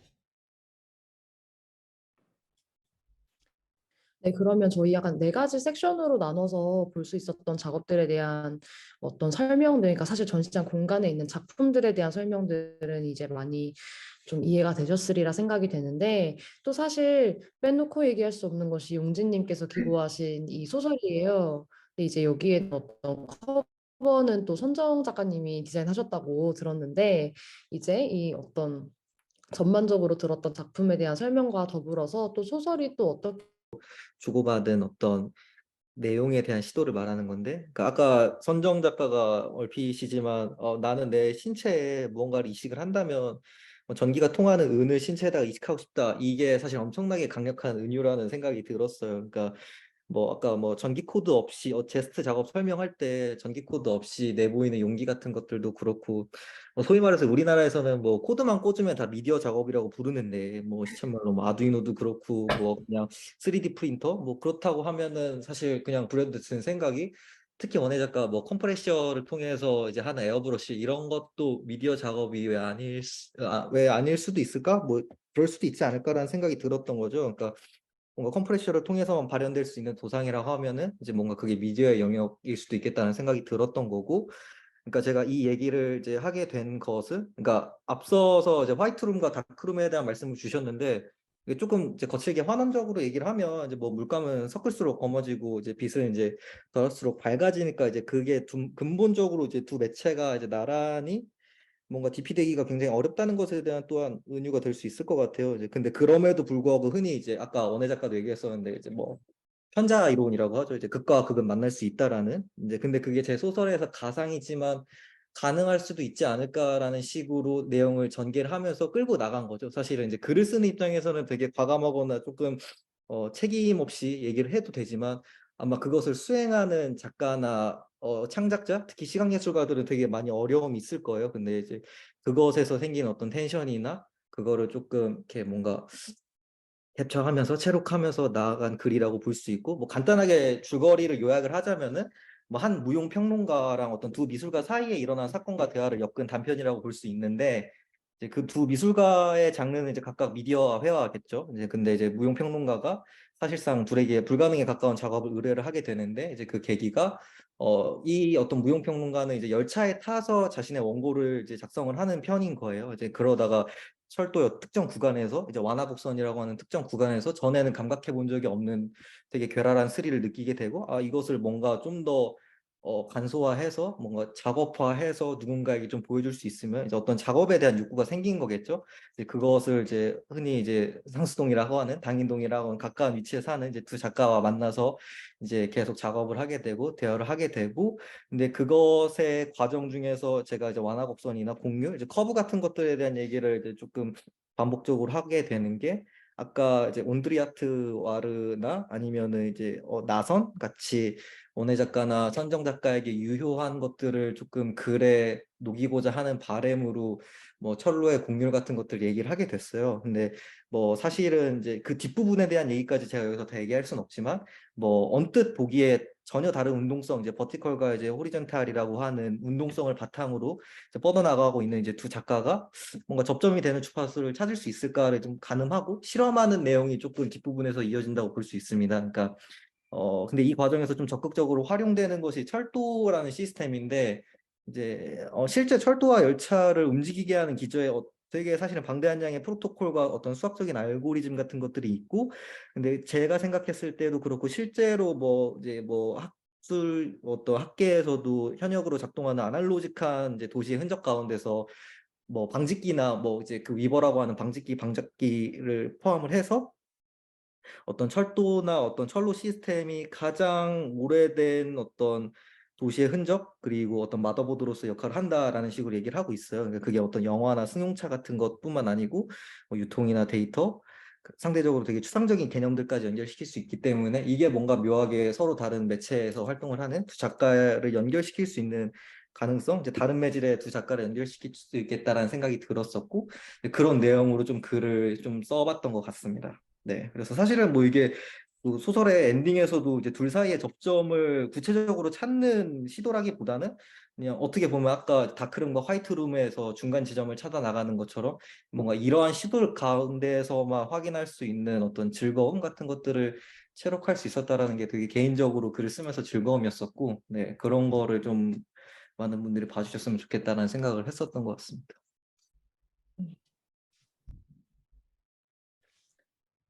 뭐 한 가지 덧붙여서 선정 작가님 그 커버 이미지에 대해서도 얘기하실 거 있으세요? 커버 이미지는 원혜 작가님과 제가 한 개씩 작업을 해서 이렇게 양쪽에 지금 나타나고 있는데요. 그래서 저는 달리를 사용해서 작업을 했고, 사실 제가 개인 작업을 할 때는 어떤 사업 형태를 가진 그런 이미지 제너레이터를 사용하지 않는 편인데, 이번에는 꼭 이거를 사용을 해보고 싶고, 이제 두 사람이 어떤 균사체가 같은 어떤 이상한 그물망 위에서 어떤 중간 지점을 찾아 나가는 원의 그 스위치백 그 웅진님의 소설에서 어떤 형태의 은유가 존재하는 그런 완화 곡선들이 막 엄청 많은 세상에 놓여진 두 명이 있는 것을 상상하면서 제가 프롬프트를 작성했던 기억이 납니다. 그리고 원혜 작가님은 저런 원혜 작가님만의 표지를 만들어 주셨는데 원혜 작가님도 저도 궁금해가지고. 아, 네네. 저는 이제 저도 제가 이제 콜라주로 만들고 이거를 디지털로 좀 변환해서 거기서 더 이제 만져서 만들어낸 이미지인데요. 이 모양 자체가 좀 그러니까 의미한다기보다는 이 모양이 어떻게 보면 가운데에서 이제 양 사이드로 이제 넓어지는 모양이에요. 근데 맨 처음에 이제 선정 작가와 얘기했던 그런 그 점에서 우리가 시작되고 또 그게 이제 각자가 다른 점에서 시작되고 또 그게 반대 깔때기 모양과 어떤 삼각형의 모양으로 네, 그것을 이제 표현을 하면서 관련해서 이제 이 표지로 한 이유는 웅진 씨가 쓴 소설이 이제 우리의 어떤 이런 지점을 되게 말해주는 것 같다는 생각이 들어서 제가 만들어낸 어떤 기호학적인 조형성을이라고 해야 될까요? 네, 그래서 이런 모양을 하고 네, 이렇게 표지를 만들어 봤습니다. 그리고 저 소설에 대해서 한 가지 말하고 싶은데, 웅진님 소설을 읽으면 약간 진짜 디테일한 부분도 많이 나오거든요? 그래서 이게 원혜 작가와 저의 논픽션인가 픽션인가 하는 생각을 되게 많이 하게 되고, 이것이 우리를 놀린 건가, 이 사람은 천재인가, 약간 이런 질문을 하게 되는 지점이 되게 많으니까 다들 꼭 한 번씩 읽어보시는 걸 추천드립니다. 네, 그렇다고 합니다. 네. 고맙습니다. 네, 그러면 이제 소설을 한 번씩 꼭 읽어보시기를 추천드리며 아직 전시 안 보신 분들도 꼭 전시장에 다시 가보시기를 보신 분들도 또 가시기를 추천드리면서 이제 세 번째 섹션으로 넘어가 보도록 하겠습니다. 세 번째는 이제 매체에 대한 얘기를 사실 빼놓을 수가 없어가지고 매체에 대한 얘기를 해보려고 하는데요. 뭐 회화와 미디어 아트라는 제목을 붙여놓긴 했지만 전 사실 개인적으로는 그런 미디어 아트라는 거를 따로 뭔가 장르로서 구분해가지고 서술하는 걸 그렇게 선호하지는 않는 것 같아요. 아마 선정 작가님께서도 여기에 대해서 의견이 있으시겠지만 근데 그럼에도 이제 어쨌든 회화와 그리고 기술 기반 매체를 기반으로 하는 어떤 두 가지 스타일의 작업이 하나의 전시장에서 좀 융화되는 그런 풍경을 마주하는 게 흔치는 않은 것 같습니다. 그래서 이번 전시에서는 두 분의 작가님이 이제 새로운 작품을 위해서 이제 제작하시는 과정에서 서로가 이제 각자의 어떤 매체를 어떻게 이해했고 또 분리하고 또 어떻게 새롭게 좀 시도했는지 이런 어떤 부분들에 대해서 좀 더 얘기를 나눠보려고 하는데요. 이번 전시를 준비하시면서 어쨌든 각각의 매체에 대해서 또 서로 더 잘 이해하게 되셨던 어떤 부분이라든지 새롭게 느끼게 되신 부분들이 좀 있을 거라는 생각이 들어요. 그래서 이제 몇 가지로 조금 키워드를 나누어 봤는데요. 근데 이제 먼저는 약간 시간 기반 매체에 대한 어떤 접근. 대한 얘기를 먼저 해보려고 해요. 근데 사실 뭐 좀 타임 베이스드 미디어라고 하는 어떤 시간 기반, 그러니까 좀 관객이 어쨌든 그 작품을 경험하는 단계에서부터 시간을 기반으로 체험할 수밖에 없는 어떤 매체로 연구되는 것들이 이제 보통 미디어 아트인데요. 근데 이제 이런 어떤 매체를 다루는 선정 작가님과 또 동시에 약간 회화라는 어떤 매체를 행하는 과정에서 황원의 작가님이 생각하시는 어떤 시간성에 대한 그런 것들이 조금 다를 거라는 생각이 좀 들어요. 그래서 이거에 대해서 각각 어떤 의견을 가지고 계신지 좀 들려주셨으면 좋겠습니다. 어, 저는 빠르게 일단 먼저 현정님께서 되게 날카롭게 말씀해주신 부분처럼 미디어 아트 장르를 구분하지 않는 것을 저도 되게 많이 생각하는 편인 것 같아요. 왜냐면 이미 기술이나 동시대에 가진 이 기술 자체가 저는 이미 도구를 넘어서 굉장히 신체 안에 이미 내재되어 있는 기술이라고 생각을 하게 됐고, 그리고 이 예술적 도구로서 자꾸 기술을 사용하거나 미디어라는 그런 뉴 미디엄을 사용하는 것이 아니라, 아니면 혹은 그걸 되게 유물론적으로 접근해서 사용하는 것이 아니라, 이미 내재화된 저의 신체화된 기술의 영역, 그리고 포스트 휴먼을 상상하면서 더욱더 내재화될 기술에 대한 현재를 저는 상상하면서 작업을 하기 때문에 그 사이에 이제 사유랑 관계에 대한 접근을 지속해 나가는 게 제 작업의 갈래라고 저는 말씀을 드릴 수 있을 것 같아요. 그래서 저는 사실 그런 작업을 하면서 굉장히 본질적인 것이거나 어떤 그 관계성이나 어떤 그 유기적 관계성을 사유하고 그것을 자꾸 감각이나 감수성이나 그 세계관으로서 드러내고자 하는 게 본래 원래 제 작업이었다고 하면은 이번에 매체를 선택하면서 좀 많이 고민했던 부분이 저는 매번 작업을 할 때마다 매체를 선택하는 과정이 굉장히 즐거운데 어떤 매체를 선택해서 어떤 기술적 요소들이 이 과정에 왜 들어가야 되는지의 연구도 고민하는 게 되게 흥미롭기 때문인데 이번에는 좀 시각에 가까운 형태의 작업을 많이 채택하게 되면서 어떤 식의 매체를 사용할지를 많이 생각해 봤고 그것이 사실은 전 미디어 아트라고 말할 수 있을까? 시각 작업일까? 이런 고민을 경계에서 해보게 된 시간도 사실 있었어요. 그래서 그런 부분이 있었고, 이제 두 번째 질문에서 시간 기반의 매체로서의 미디엄에 대해서 질문을 주셨는데, 저는,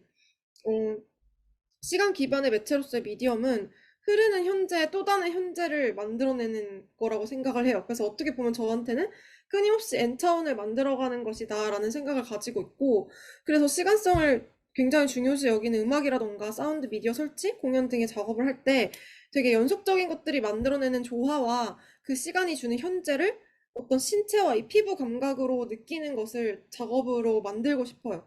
그리고 이 멈춰져 있는 매체에서도 저는 항상 흐르는 시간을 느끼려고 하는 편이기 때문에 저는 사실 원혜 작가님의 작업을 태어나서 처음 봤을 때도 그 안에 굉장히 흐르는 시간이 느껴진다라는 생각을 갖게 됐고 그런 면에서 이제 원혜 작가님의 작업도 굉장히 좋아하는 작업이 됐습니다. 그리고 네, 그렇습니다. 그 다음에 이제 원혜 작가님이 먼저 얘기해 주시면 또 답변을 해보도록 하겠습니다. 저는 회화 매체가 이제 가지는 어떤 인상을 옮기는 데에 있어서 화면으로 표현을 할 때 어떤 즉흥성도 있지만 이를 직조하는 과정이 물리적인 시간이 필수적으로 네, 많이 필요하다고 생각이 돼요. 그래서 네, 제가 이번 전시를 하면서 많이 느꼈던 것은 이제 그 매체가 가진 특성상 현실에서의 시간에 대한 접근 방법이 굉장히 서로 다르다는 점이었어요. 그래서 선정은 오히려 많은 정보를 흡수해서 담아내는 어떤 메타적인 시간이 더 필요한 상황이라고 생각이 되었고, 또 이제 관련해서 실질적인 신체의 간격과 이제 규격을 담아내려는 어떤 신체성을 가진 회화와 회화에서의 신체성과 또 선정이 말하는 매체가 가진 어떤 미디어에서의 신체성이 굉장히 아예 다른 차원이라고 생각이 되었습니다. 네, 이거에 관련해서 선정 작가가 좀 얘기해 주실 수 있나요? 아, 네. 일단 물리적인 시간에 대해서는 물리적인 시간이 확실히 이제 회화에서는 가장 먼저 시도 제어할 점이 맞는 거라고 저는 생각이 들고 이제 저가 평준화된 저를 가지고 모든 미디어 매체를 설명할 수는 없지만 저에게 미디어 매체는 어떻게 보면 알고리즘을 설계하고 그 시스템을 만들고 그걸 깎아내고 덜고 더하고 하는 물리적 시간도 굉장히 중요하다고 저도 느껴져요. 그래서 이 시간 외에도 하지만 미디어는 고려해야 할 작업의 신체의 감각들이 더 많은 것 같아요. 예를 들면 시각적인 감각으로서만 표현되는 것이 아니라 이것이 어떤 청각적이거나 더 촉각적이거나 좀 다른 시간성의 감각으로 표현돼야 되는 부분이 있기 때문에 미디어 매체에서 고려해야 될 어떤 메타적인 시간의 감각들이 좀 더 붙여져야 되는 부분이 있을까라는 생각이 들어서 그 부분들에 대한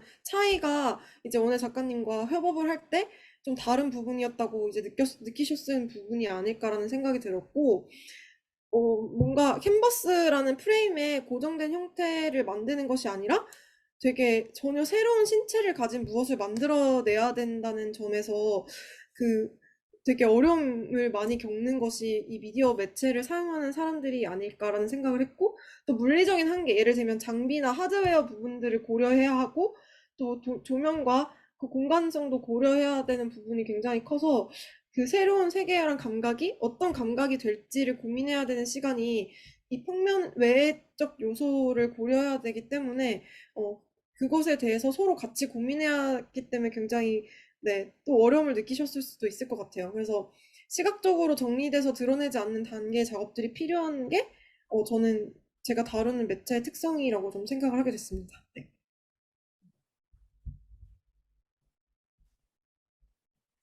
네, 지금 이제 이야기해 주신 부분이랑 이 뭔가 시간성에 대한 어떤 부분들에 대한 것들, 그리고 그것을 어떻게 물리적인 어떤 방식으로 감각하는지 아니면 뭔가 작업 안에서 어떻게 풀어내는지에 대한 어떤 내용이었다면, 다음에 드릴 질문에 대한 것은 결국엔 평면을 마주한 어떤 태도라든지 조형 언어에 대한 내용이 될 것 같아요. 근데 질문 이전에 이제 여러 가지 어떤 뭔가 저희 참여자분들한테 남기고 싶으신 질문들을 댓글로 남겨주고 계신데, 이후에 이제 마지막에 저희가 이제 뭐 약간 질의응답하는 어떤 세션이 마련이 되어 있으니까 계속 질문을 남겨주시면 좋겠고요.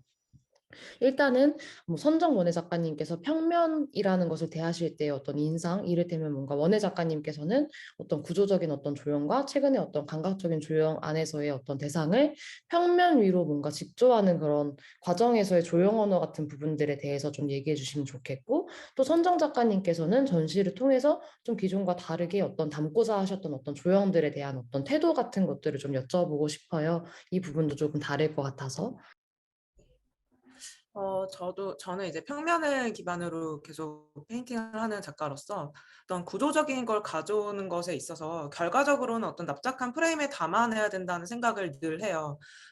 근데 아무리 평면이라고 말을 해도 물리적으로는 층을 쌓기 때문에 부피감을 가질 수밖에 없어요. 근데 제가 생각하는 미디어는 이러한 제약이 뭐 다른 매체도 있겠지만 일단 LED 매체에서는 이제 LED라는 플랫함에서 출발하는 구조라 오히려 너무 매끈해서 역설적으로 그 이면의 것들을 좀 발산하는 이제 그런 인상으로 남더라고요.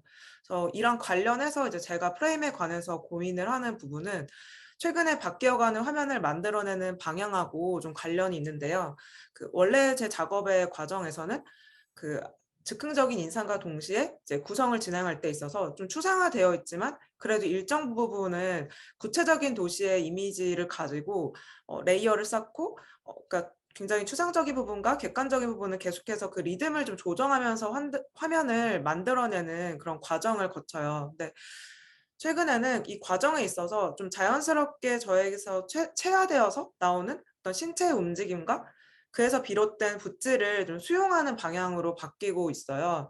그래서 이 방향성이 외부에서 좀 내면으로 향하면서 자연스럽게 감정이나 또 이에 수반되는 감각에 대해서 생각을 하게 되었고, 이런 과정에서 이제 선정 작가가 행하는 다양한 감각을 받아들이고 이제 다양한 매체를 사용을 해서 발산하는 지점의 영향을 받아서 이제 이번 전시의 작업은 객관적인 조형적 아름다움을 이루려는 제 원래의 좀 시도보다는 이전 작업보다 더 다양한 감각에 의존하는 것에 좀 주안점을 두고 작업을 했는데요. 그래서 자연스럽게 이 프레임 자체도 기존 캔버스 사이즈에서 출발하는 것이 아니라 캔버스의 첫 면을 크게 펼쳐놓고 좀 작업을 한 후에 원하는 부분을 선택해서 담아내는 방향으로 좀 가고 있어요. 그래서 이러한 과정이 더 순간적이고 체화된 리듬을 더 잘 담아내는 틀로서 이제 프레임을 대하는 자세로 가고 있는데, 네, 이 과정에서 이러한 지금 스위치백의 작업들이 많이 나오게 된 것 같습니다. 네, 저는 일단 평면도 굉장히 입체적이라는 생각을 가지고 있어요. 그래서 기본적으로 평면이든 평면이 아니든 입체적이면서 그것이 레이어가 많기 때문에 그것은 시간성을 담아내고 있다고 생각하는 편이긴 한 것 같아요.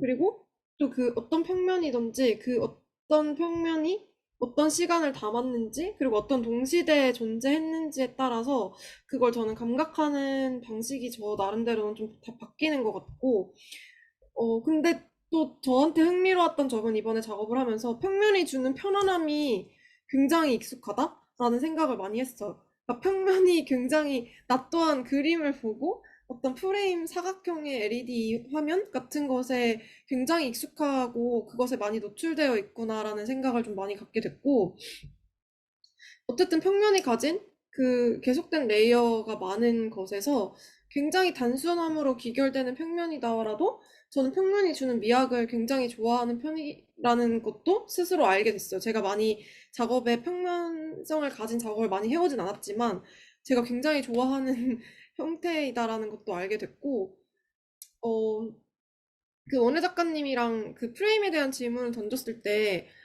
방금 말씀드렸듯이 그 미디어 매체가 이제 평면을 소화하는 방식은 항상 16대 9, 1대 1, 뭐 21대 1, 뭐 이렇게 항상 정해진 형태의 그 비율을 저희가 소화를 하게 되는데 회화와 마찬가지로 그런 프레임에 대한 평면에 우리가 굉장히 많이 노출되고 익숙해지는 것이 이미 너무 오래됐지 않았나라는 생각이 들었고 그 하드웨어가 주는 한계성이 엄청나다. 예를 들면 왁구라고 하나요? 그 평면에서는 그거나 이제 LED 플레이트 혹은 뭐 프로젝션 매핑 같은 것 자체도 하드웨어가 주는 한계성이 굉장히 명확한 것이 이 프레이밍과 평면에 대한 고민이 아닐까라는 생각을 하게 됐고 굉장히 불편한 평면도 있을 수 있을까라는 생각을 하게 됐고 또 이번 협업을 통해서 저는 좀 많이 시도해보고 제가 변했던 부분은 그 하나의 고정된 화면 안에 어떠한 시각적인 레이어를 쌓을 수 있을까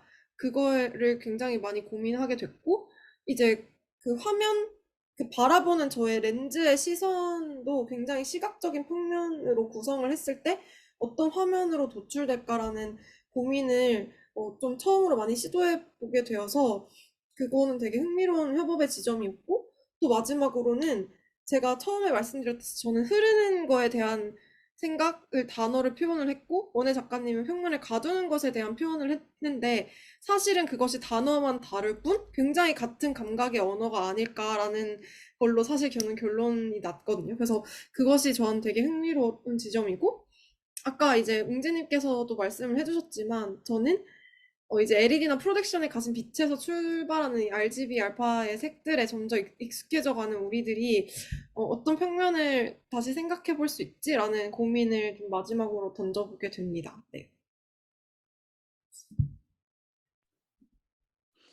네, 말씀해 주신 것들이랑 좀 연결이 될 수도 있는 다음 질문일 것 같은데요.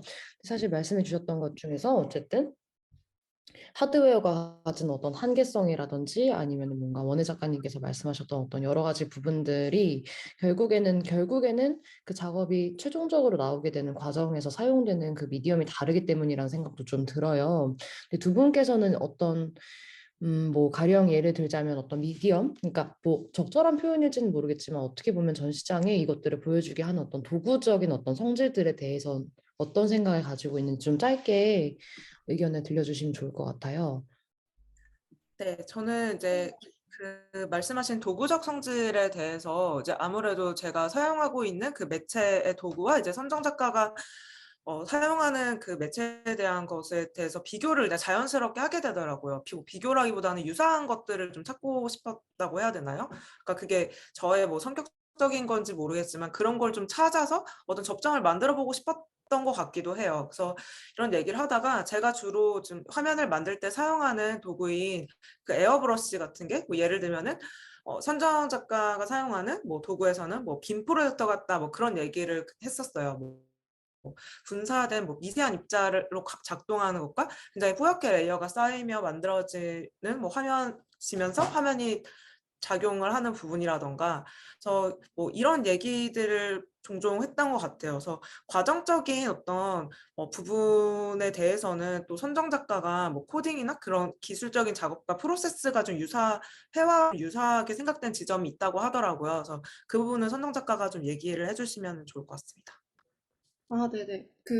저도 이 도구적 성질, 그러니까 도구적으로 우리가 어떤 매체를 사용하는지에 대한 이야기를 당연히 자연스럽게 나누게 됐는데, 이제 회화를 펼쳐놓고 회화를 직조하는 방식이 어떤 레이어를 굉장히 쌓아가는, 평면에 쌓아가는 과정이라는 생각을 많이 하게 됐고, 그것이 물리적 시간을 가지고 어떤 하나의 레이어가 있다가 기다렸다 다른 레이어를 쌓고 어떤 그런 식의 작용을 한다고 생각을 들었는데, 그 방식이 굉장히 저한테는 알고리즘을 짜는 방식이랑 비슷하다라는 생각을 했거든요. 그래서 사실 어떤 알고리즘이 이렇게 평하고 어떤 수식을 가지고 이렇게 쫙 나오는 것이 아니라 제가 생각할 때는 하나의 어떤 레이어를 구상을 하고 그것의 함수가 하나하나의 레이어를 가지면서 어떤 식으로 펼쳐 나갈 것인지에 대한 고민을 하고 그 가지들이 다시 하나의 작업으로 귀결되는 과정 자체가 그 기술적인 작업의 프로세스가 굉장히 이제 그 회화에 펼쳐놓는 프로세스랑 닮아 있다라는 저는 생각을 하게 됐습니다. 네.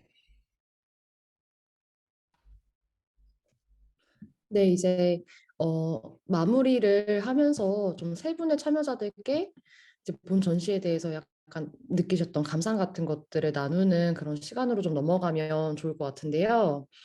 네, 이번 순서는 웅진님부터. 그래서 웅진님께서는 이번에 기고하셨던 어떤 서문에 대한 뭐 소설도 그랬지만 사실 서문도 같이 기고를 하셨잖아요. 그래서 서문에 대한 어떤 간략한 에필로그를 들려주실 수 있으면 좋겠습니다.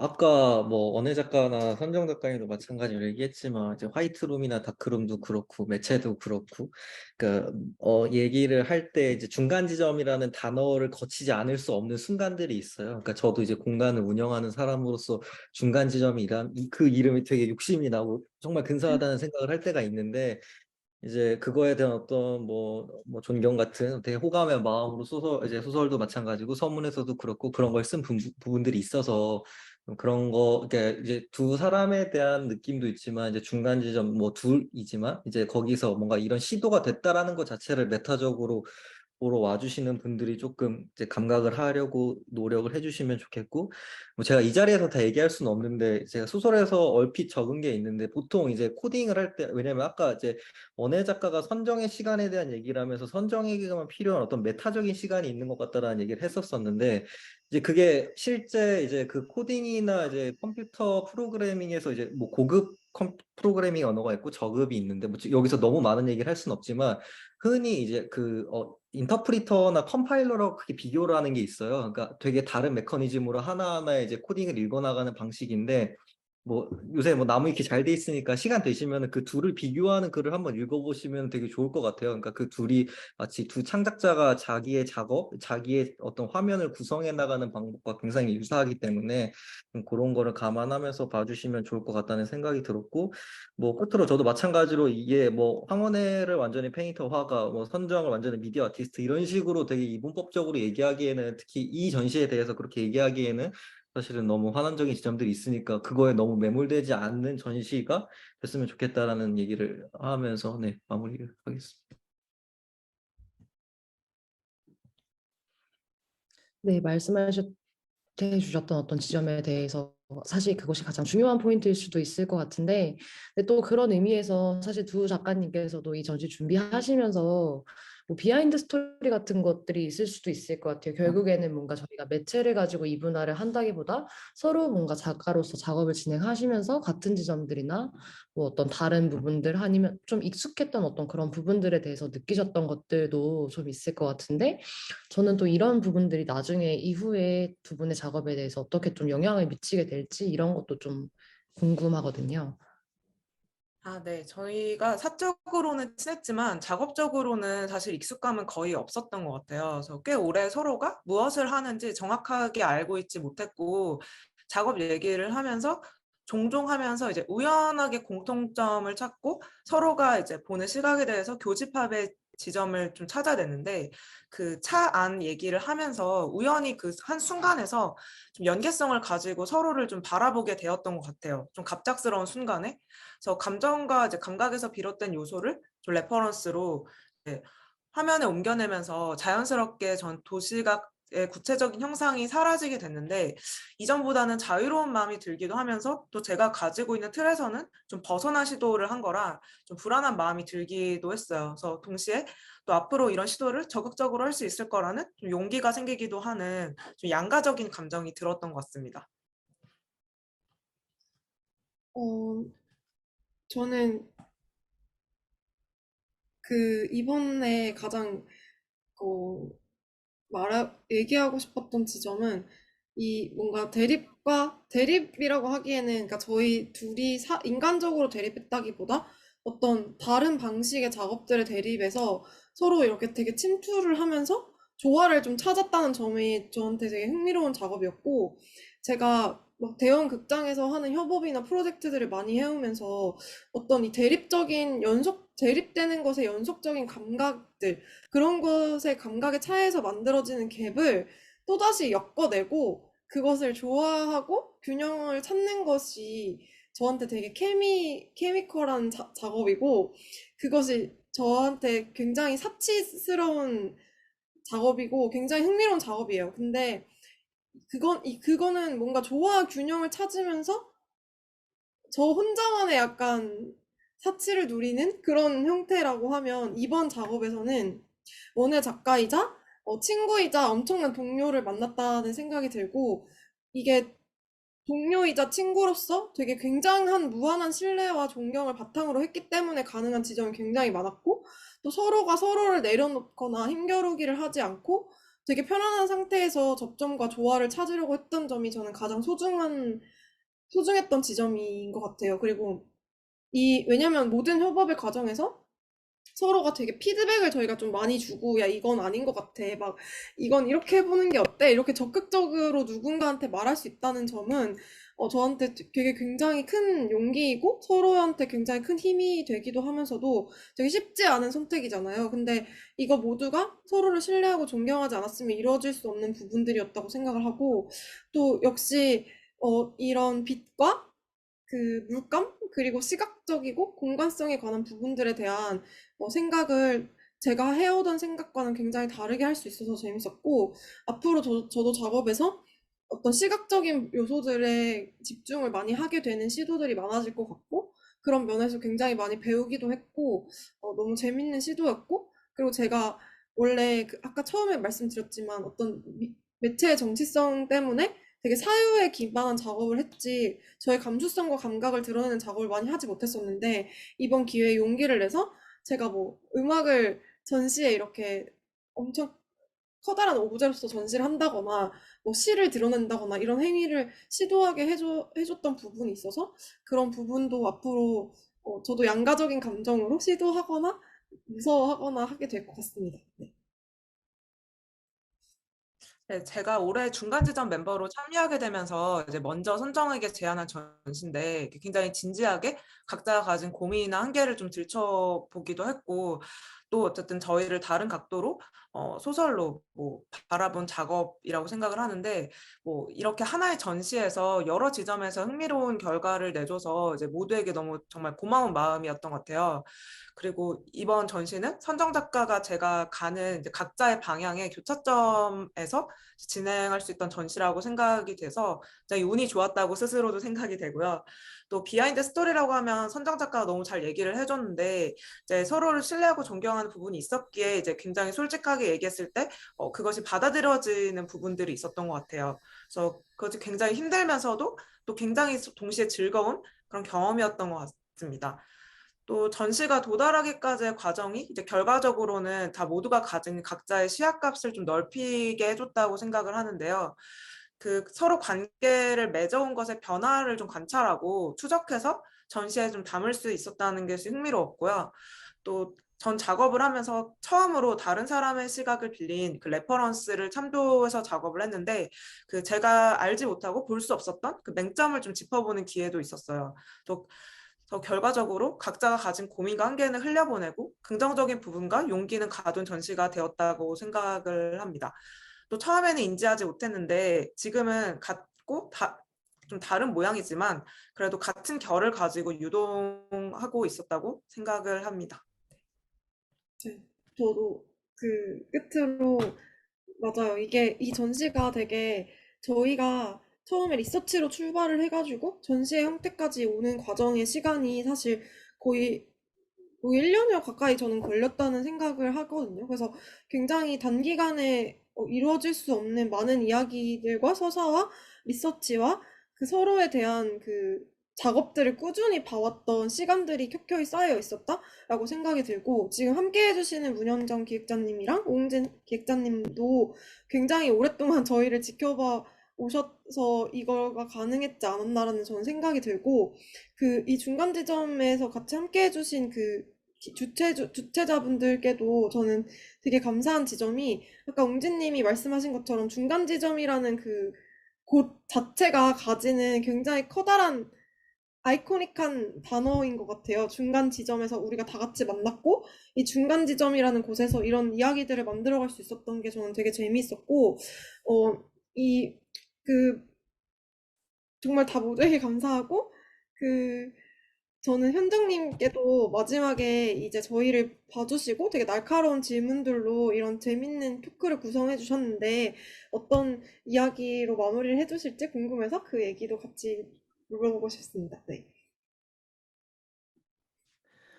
저는 사실 이번 전시를 쭉 보면서 원혜 작가님의 예전 작품들도 알고 또 손정 작가님의 초기작부터도 많이 좀 오랫동안 봐왔던 사람으로서 사실 맨 처음부터 전시를 준비하고 있는 단계에서의 얘기를 이제 전에 들으면서 이것이 어떠한 방향으로 나아가고 있는데 이 둘이 굉장히 고생스럽지 않을까 약간 이런 어떤 걱정 어린 시선을 가지고 계속 좀 지켜봤었던 것 같아요. 그래서 그리고 웅진님께서는 또 소설을 기고하신다고 하니 그럼 또 그것은 대체 무슨 내용이며 이 세 가지의 어떤 다른 성질의 것들이 하나로 융화된다는 것이 되게 어떻게 보면 저는 그 이제 뭐 우리도 그런 얘기를 했었지만 굉장히 순수한 어떤 부분이 있다. 이게 사실 다른 이야기로 얘기를 하자면 그것이 이제 뭔가를 계산하거나 뭔가 어떤 정치적인 어떤 그런 내용이 아니라 진짜 진실로 뭔가 협업을 하는 어떤 구조를 좀 더 탐색해 본다라는 어떤 의미가 있었던 것 같아가지고 이번 전시에서의 작품들이 저한테 더 와닿았었던 것 같다는 생각도 좀 들어요. 그래서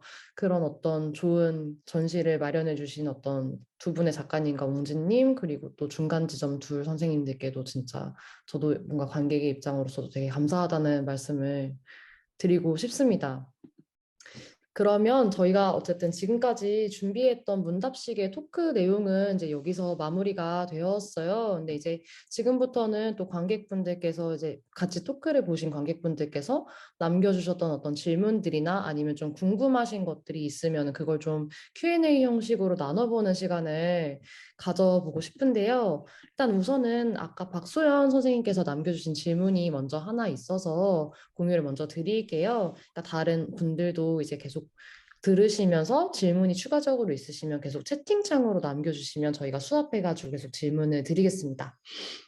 먼저 박수연 님이 주신 질문은 스위치백에서 황원혜 작가님의 페인팅을 보았을 때 화면의 움직임이 이전의 작업들보다 훨씬 가볍고 유동적이고 유연해진 것을 느낄 수 있었습니다. 이번 2인전이 앞으로 작가님의 작업에 어떤 영향을 주었는지 변화된 부분이 있을지 궁금합니다. 라는 질문 주셨는데요. 저희가 아까 얘기했던 거랑도 조금 이어지는 부분이 있겠지만 한 번 더 설명해 주실 것 같아요.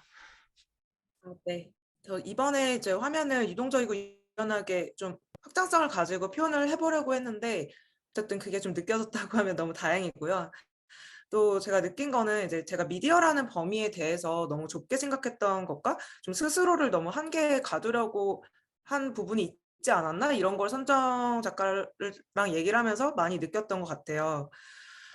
그래서 이제 이번에 이 전시를 통해서 생각했던 것은 제가 생각지 못했던 경계면을 좀 넘었다고 생각이 들고 앞으로도 좀 다양한 분야가 좀 넘나드는 그런 방향성, 열린 방향성을 좀 가질 수 있는 그런 생각을 하게 된 그런 전시라고 생각이 듭니다.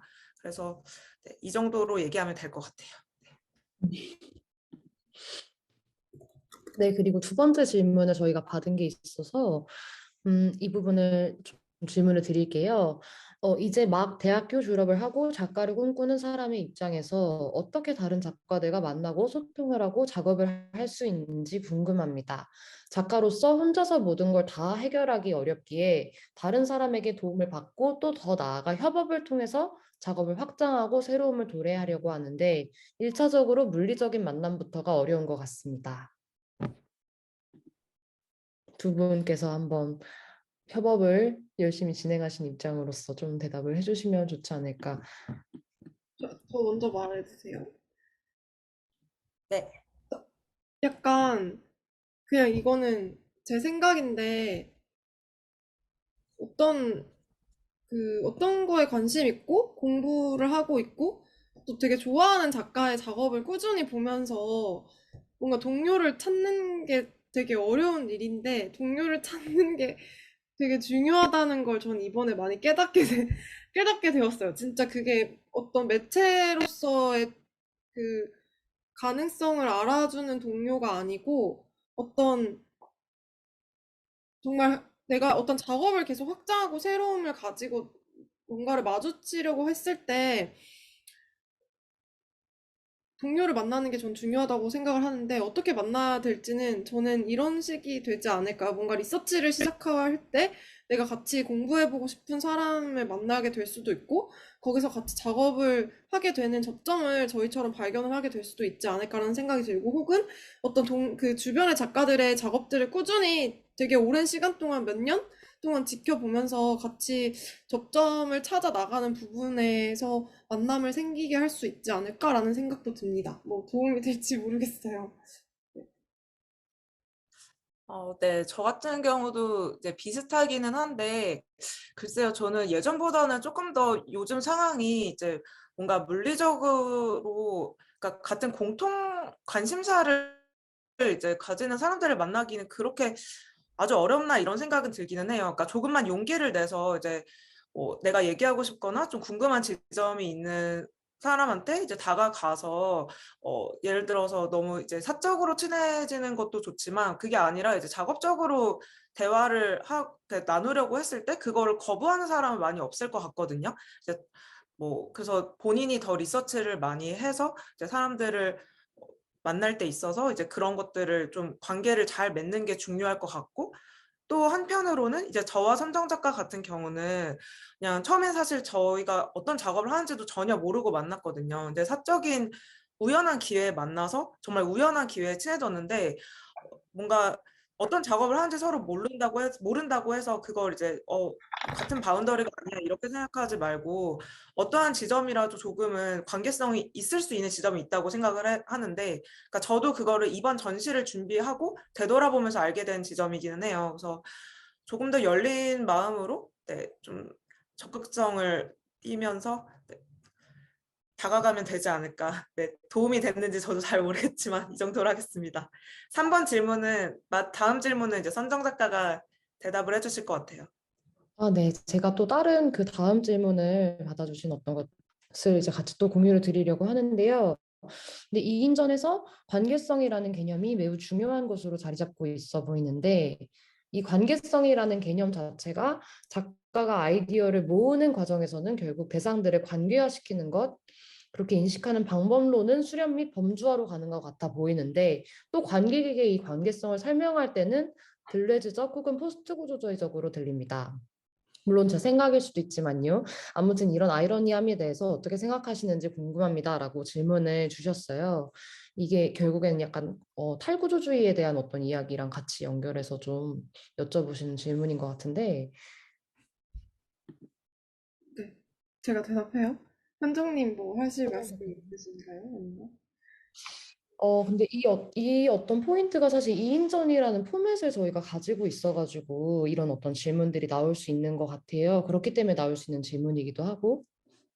근데 사실 두 분이 이제 어떤 하나의 어떤 키워드를 가지고 혹은 주제를 가지고 뭔가 수렴하는 과정들에서 결국에 자신들이 겪은 어떤 주변의 환경이라든지 시각, 청각적인 어떤 데이터들을 가지고 작업을 만드실 때와 또 동시에 약간 이것들에 대해서 좀 풀어내실 때의 어떤 방법들에서의 조금의 방법론 차이가 있지 않을까 하는 부분에 대한 질문인 것 같거든요.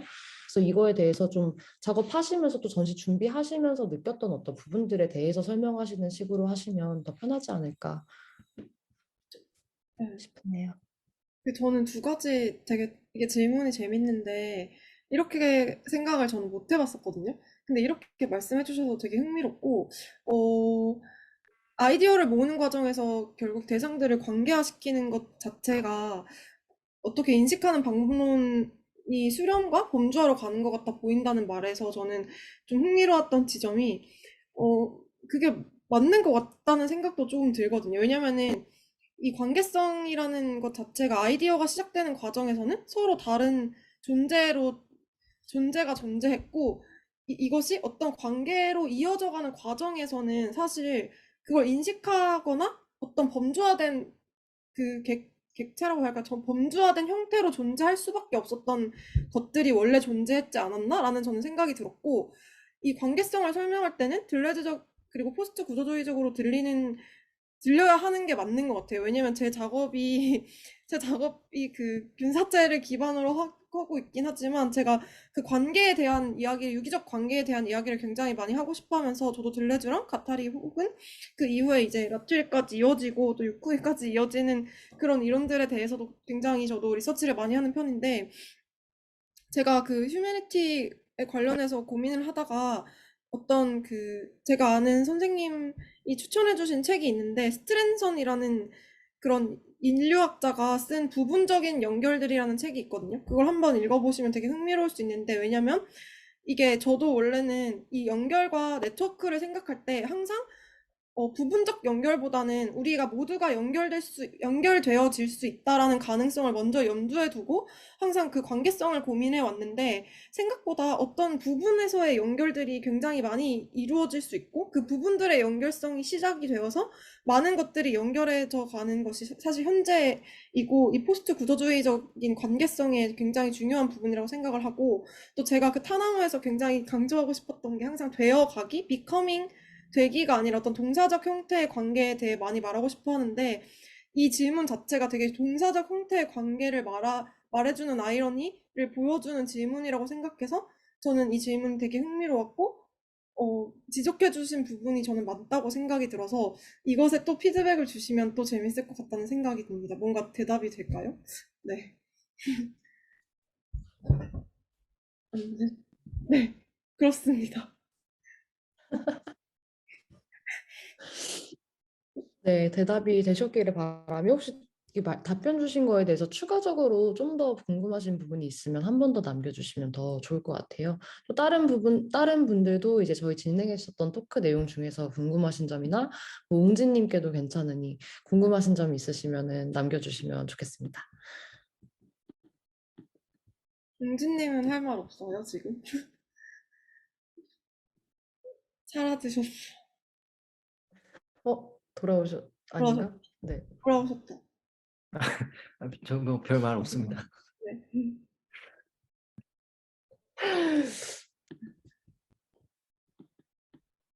웅진님은 그러면 이 전시에 이제 거의 음. 이런 토크까지 지나고 나니 어떤 뭐 소설도 쓰시고 하셨으니까 어떤 감회가 생겼는지. 저 할 말 한 게 더 있었는데, 제가 먼저 할게요.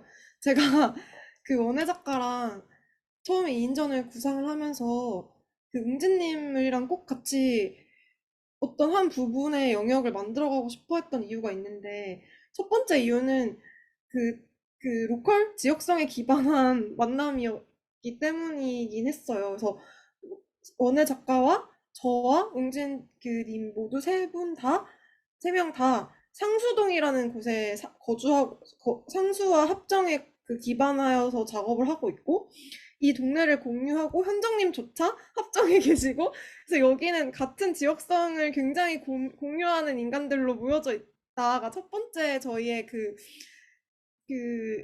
이거를 시도하는 데 있어서 함께하고 싶었던 이유고, 두 번째는 원혜 작가님과 제가 둘이서 이제 계속 무언가를 해나가게 되면 이것이 굉장히 주관적인 2인의 주관의 시선에 매몰될 수 있다라는 가능성이 있기 때문에 굉장히 두려웠어요, 그게.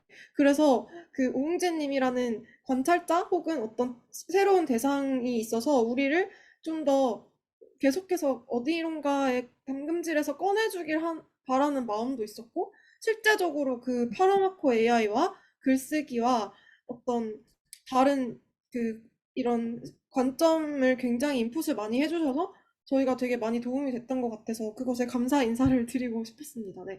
이번에 토크도 저희끼리 구상하기보다는 그 기존에 계속 저희를 봐와주셨던 현정님의 그런 시선과 관점으로 저희를 약간 풀어갈 수 있었던 게 되게 흥미로웠고, 이런 질문들에 대답해 나가면서 저희도 되게 많이 고민을 하고 또 이 전시를 되돌아보게 된 것 같아요. 네. 네, 저도 한마디 마지막으로 하자면 저희가 이제 같이 처음에 전시를 만들 때 선정 작가가 얘기한 것처럼 한 명의 관찰자를 둔다고 했었는데 저희는 이런 소설의 형태로 나올지는 애초에 아예 생각을 못 했었거든요. 근데 이제 어떻게 보면 다른 작업이 이렇게 나오게 된 것? 그리고 그것도 어떻게 보면은 웅진 씨가 뭐 매번 소설을 항상 쓰는 건 아니니까 그래서 굉장히 오랜 기간 동안 어떤 그런 저희를 해석한 그런 결과물이 작업으로서 나왔다는 게 또 저는 흥미로운 지점이었다고 생각을 해요. 네.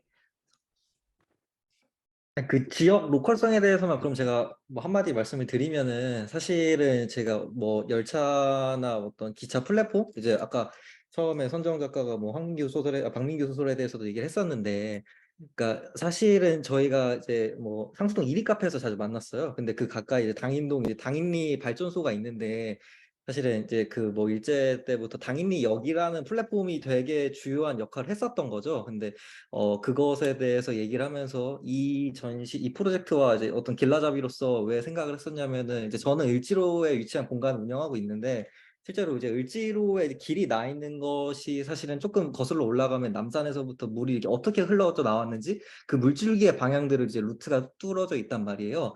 근데 사실은 이제 홍대라든지 상수 합정에 지금 이렇게 뭐 뻗어져 있는 이제 길의 형태가 그때 당시 지금은 철길이 다 이제 메워지고 없어졌지만 여전히 그 방식대로 우리가 걷고 사고를 하고 상권이 이어져 있다는 거죠. 그러니까 사실은 표피적으로 보이지 않는 것에서 더 중요할 수도 있겠다. 플랫폼이라는 것도 마찬가지고, 뭐 앞전에 제가 노션에 적었던 그 박민규 그것도 마찬가지고 그런 맥락에서 가급적이면은 저도 이제 로컬에서의 접점을 통해서 이제 초대를 받았으니까 그러면 그거에 대한 어떤 조금 아이코닉한 부분을 했으면 좋겠다라는 시작에서 사실 기차라든지 기차 플랫폼이라든지 뭐 그런 걸 좀 고민을 했었던 것 같고 이제 그러면서 스위치백이나 좀 더 구체화가 된 부분들이 있었던 것 같습니다.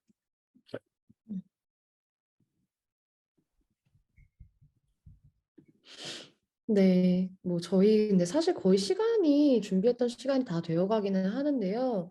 혹시 추가적으로 더 주실 질문이 없으시면은 이제 슬슬 이제 마무리를 하면서 사실 지금 띄워져 있는 아까부터 사실 띄워져 있는 화면 혹시 궁금하신 분들은 QR코드를 읽어보셨을 수도 있겠지만 이 링크 안에 오웅진 선생님의 소설과 두 분의 그것과 그리고 황선전 작가님의 사운드 작업이 함께 다 같이 들어가 있으니까 한 번씩 꼭 저장하셔가지고 방문해 주시면 좋을 것 같고 또 실제 전시장도 꼭 방문하시기를 다시 한번 두 번, 세 번 가시기를 부탁드리면서 이제 슬슬 마무리를 해볼까 합니다.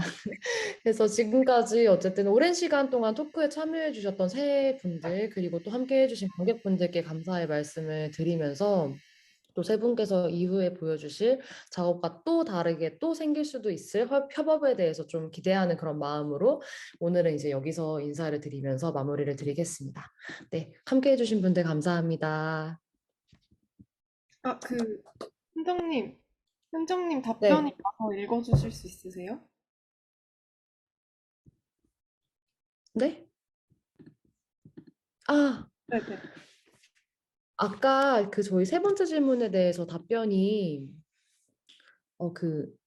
와가지고 이걸 같이 공유드리려고 하는데 네, 대답이 되었는데 이게 제가 질문한 의도는 저는 작가가 되고 싶은 사람이라 대답해 주신 부분이 흥미롭고 이 아이러니함을 어떻게 즐겨야 하나 싶은데 일반 대중 관객들은 이러한 모호함에 예술과의 낯섦이 더 나아가 현대 예술에 대한 오해가 생긴 것 같습니다. 즉 작가로서는 재밌는데 관객에게는 그들만의 리그가 될 수 있지 않나 생각이 들었습니다. 그래서 무언가 작가가 관객에게 정답을 제시하는 것이 잘못되긴 했지만 나에게 있어서는 이것은 이러하다는 일적인 지시성을 알려주지 않으면 관객은 이도저도 아닌 걸로 혹은 코에 걸면 코걸이, 귀에 걸면 귀걸이로 들여져서 허무해하지 않나 싶습니다. 물론 미술에 관해 어느 정도 배경 지식이 탄탄한 사람이라면 매니악한 사람이라면 열린 해석을 좋아할 것이라 생각합니다. 특히 대중에게 미술이 영화나 다른 예술보다 좀 더 접근하기 어려워하는 것 같아서 생각해 봅니다라고 답변해 주셨어요. 감사합니다. 네, 감사합니다. 좀 재밌고 좀 유의미한 질문들이 있었던 것 같아서 오늘 특히 저희가 나눴던 질문들도 좀 날카로웠던 것 같아서 다들 너무 고생 많으셨고 또 참여해 주셨던 관객분들께도 감사하다는 말씀 드리면서 마무리하겠습니다. 나가 보셔도 됩니다. 감사합니다.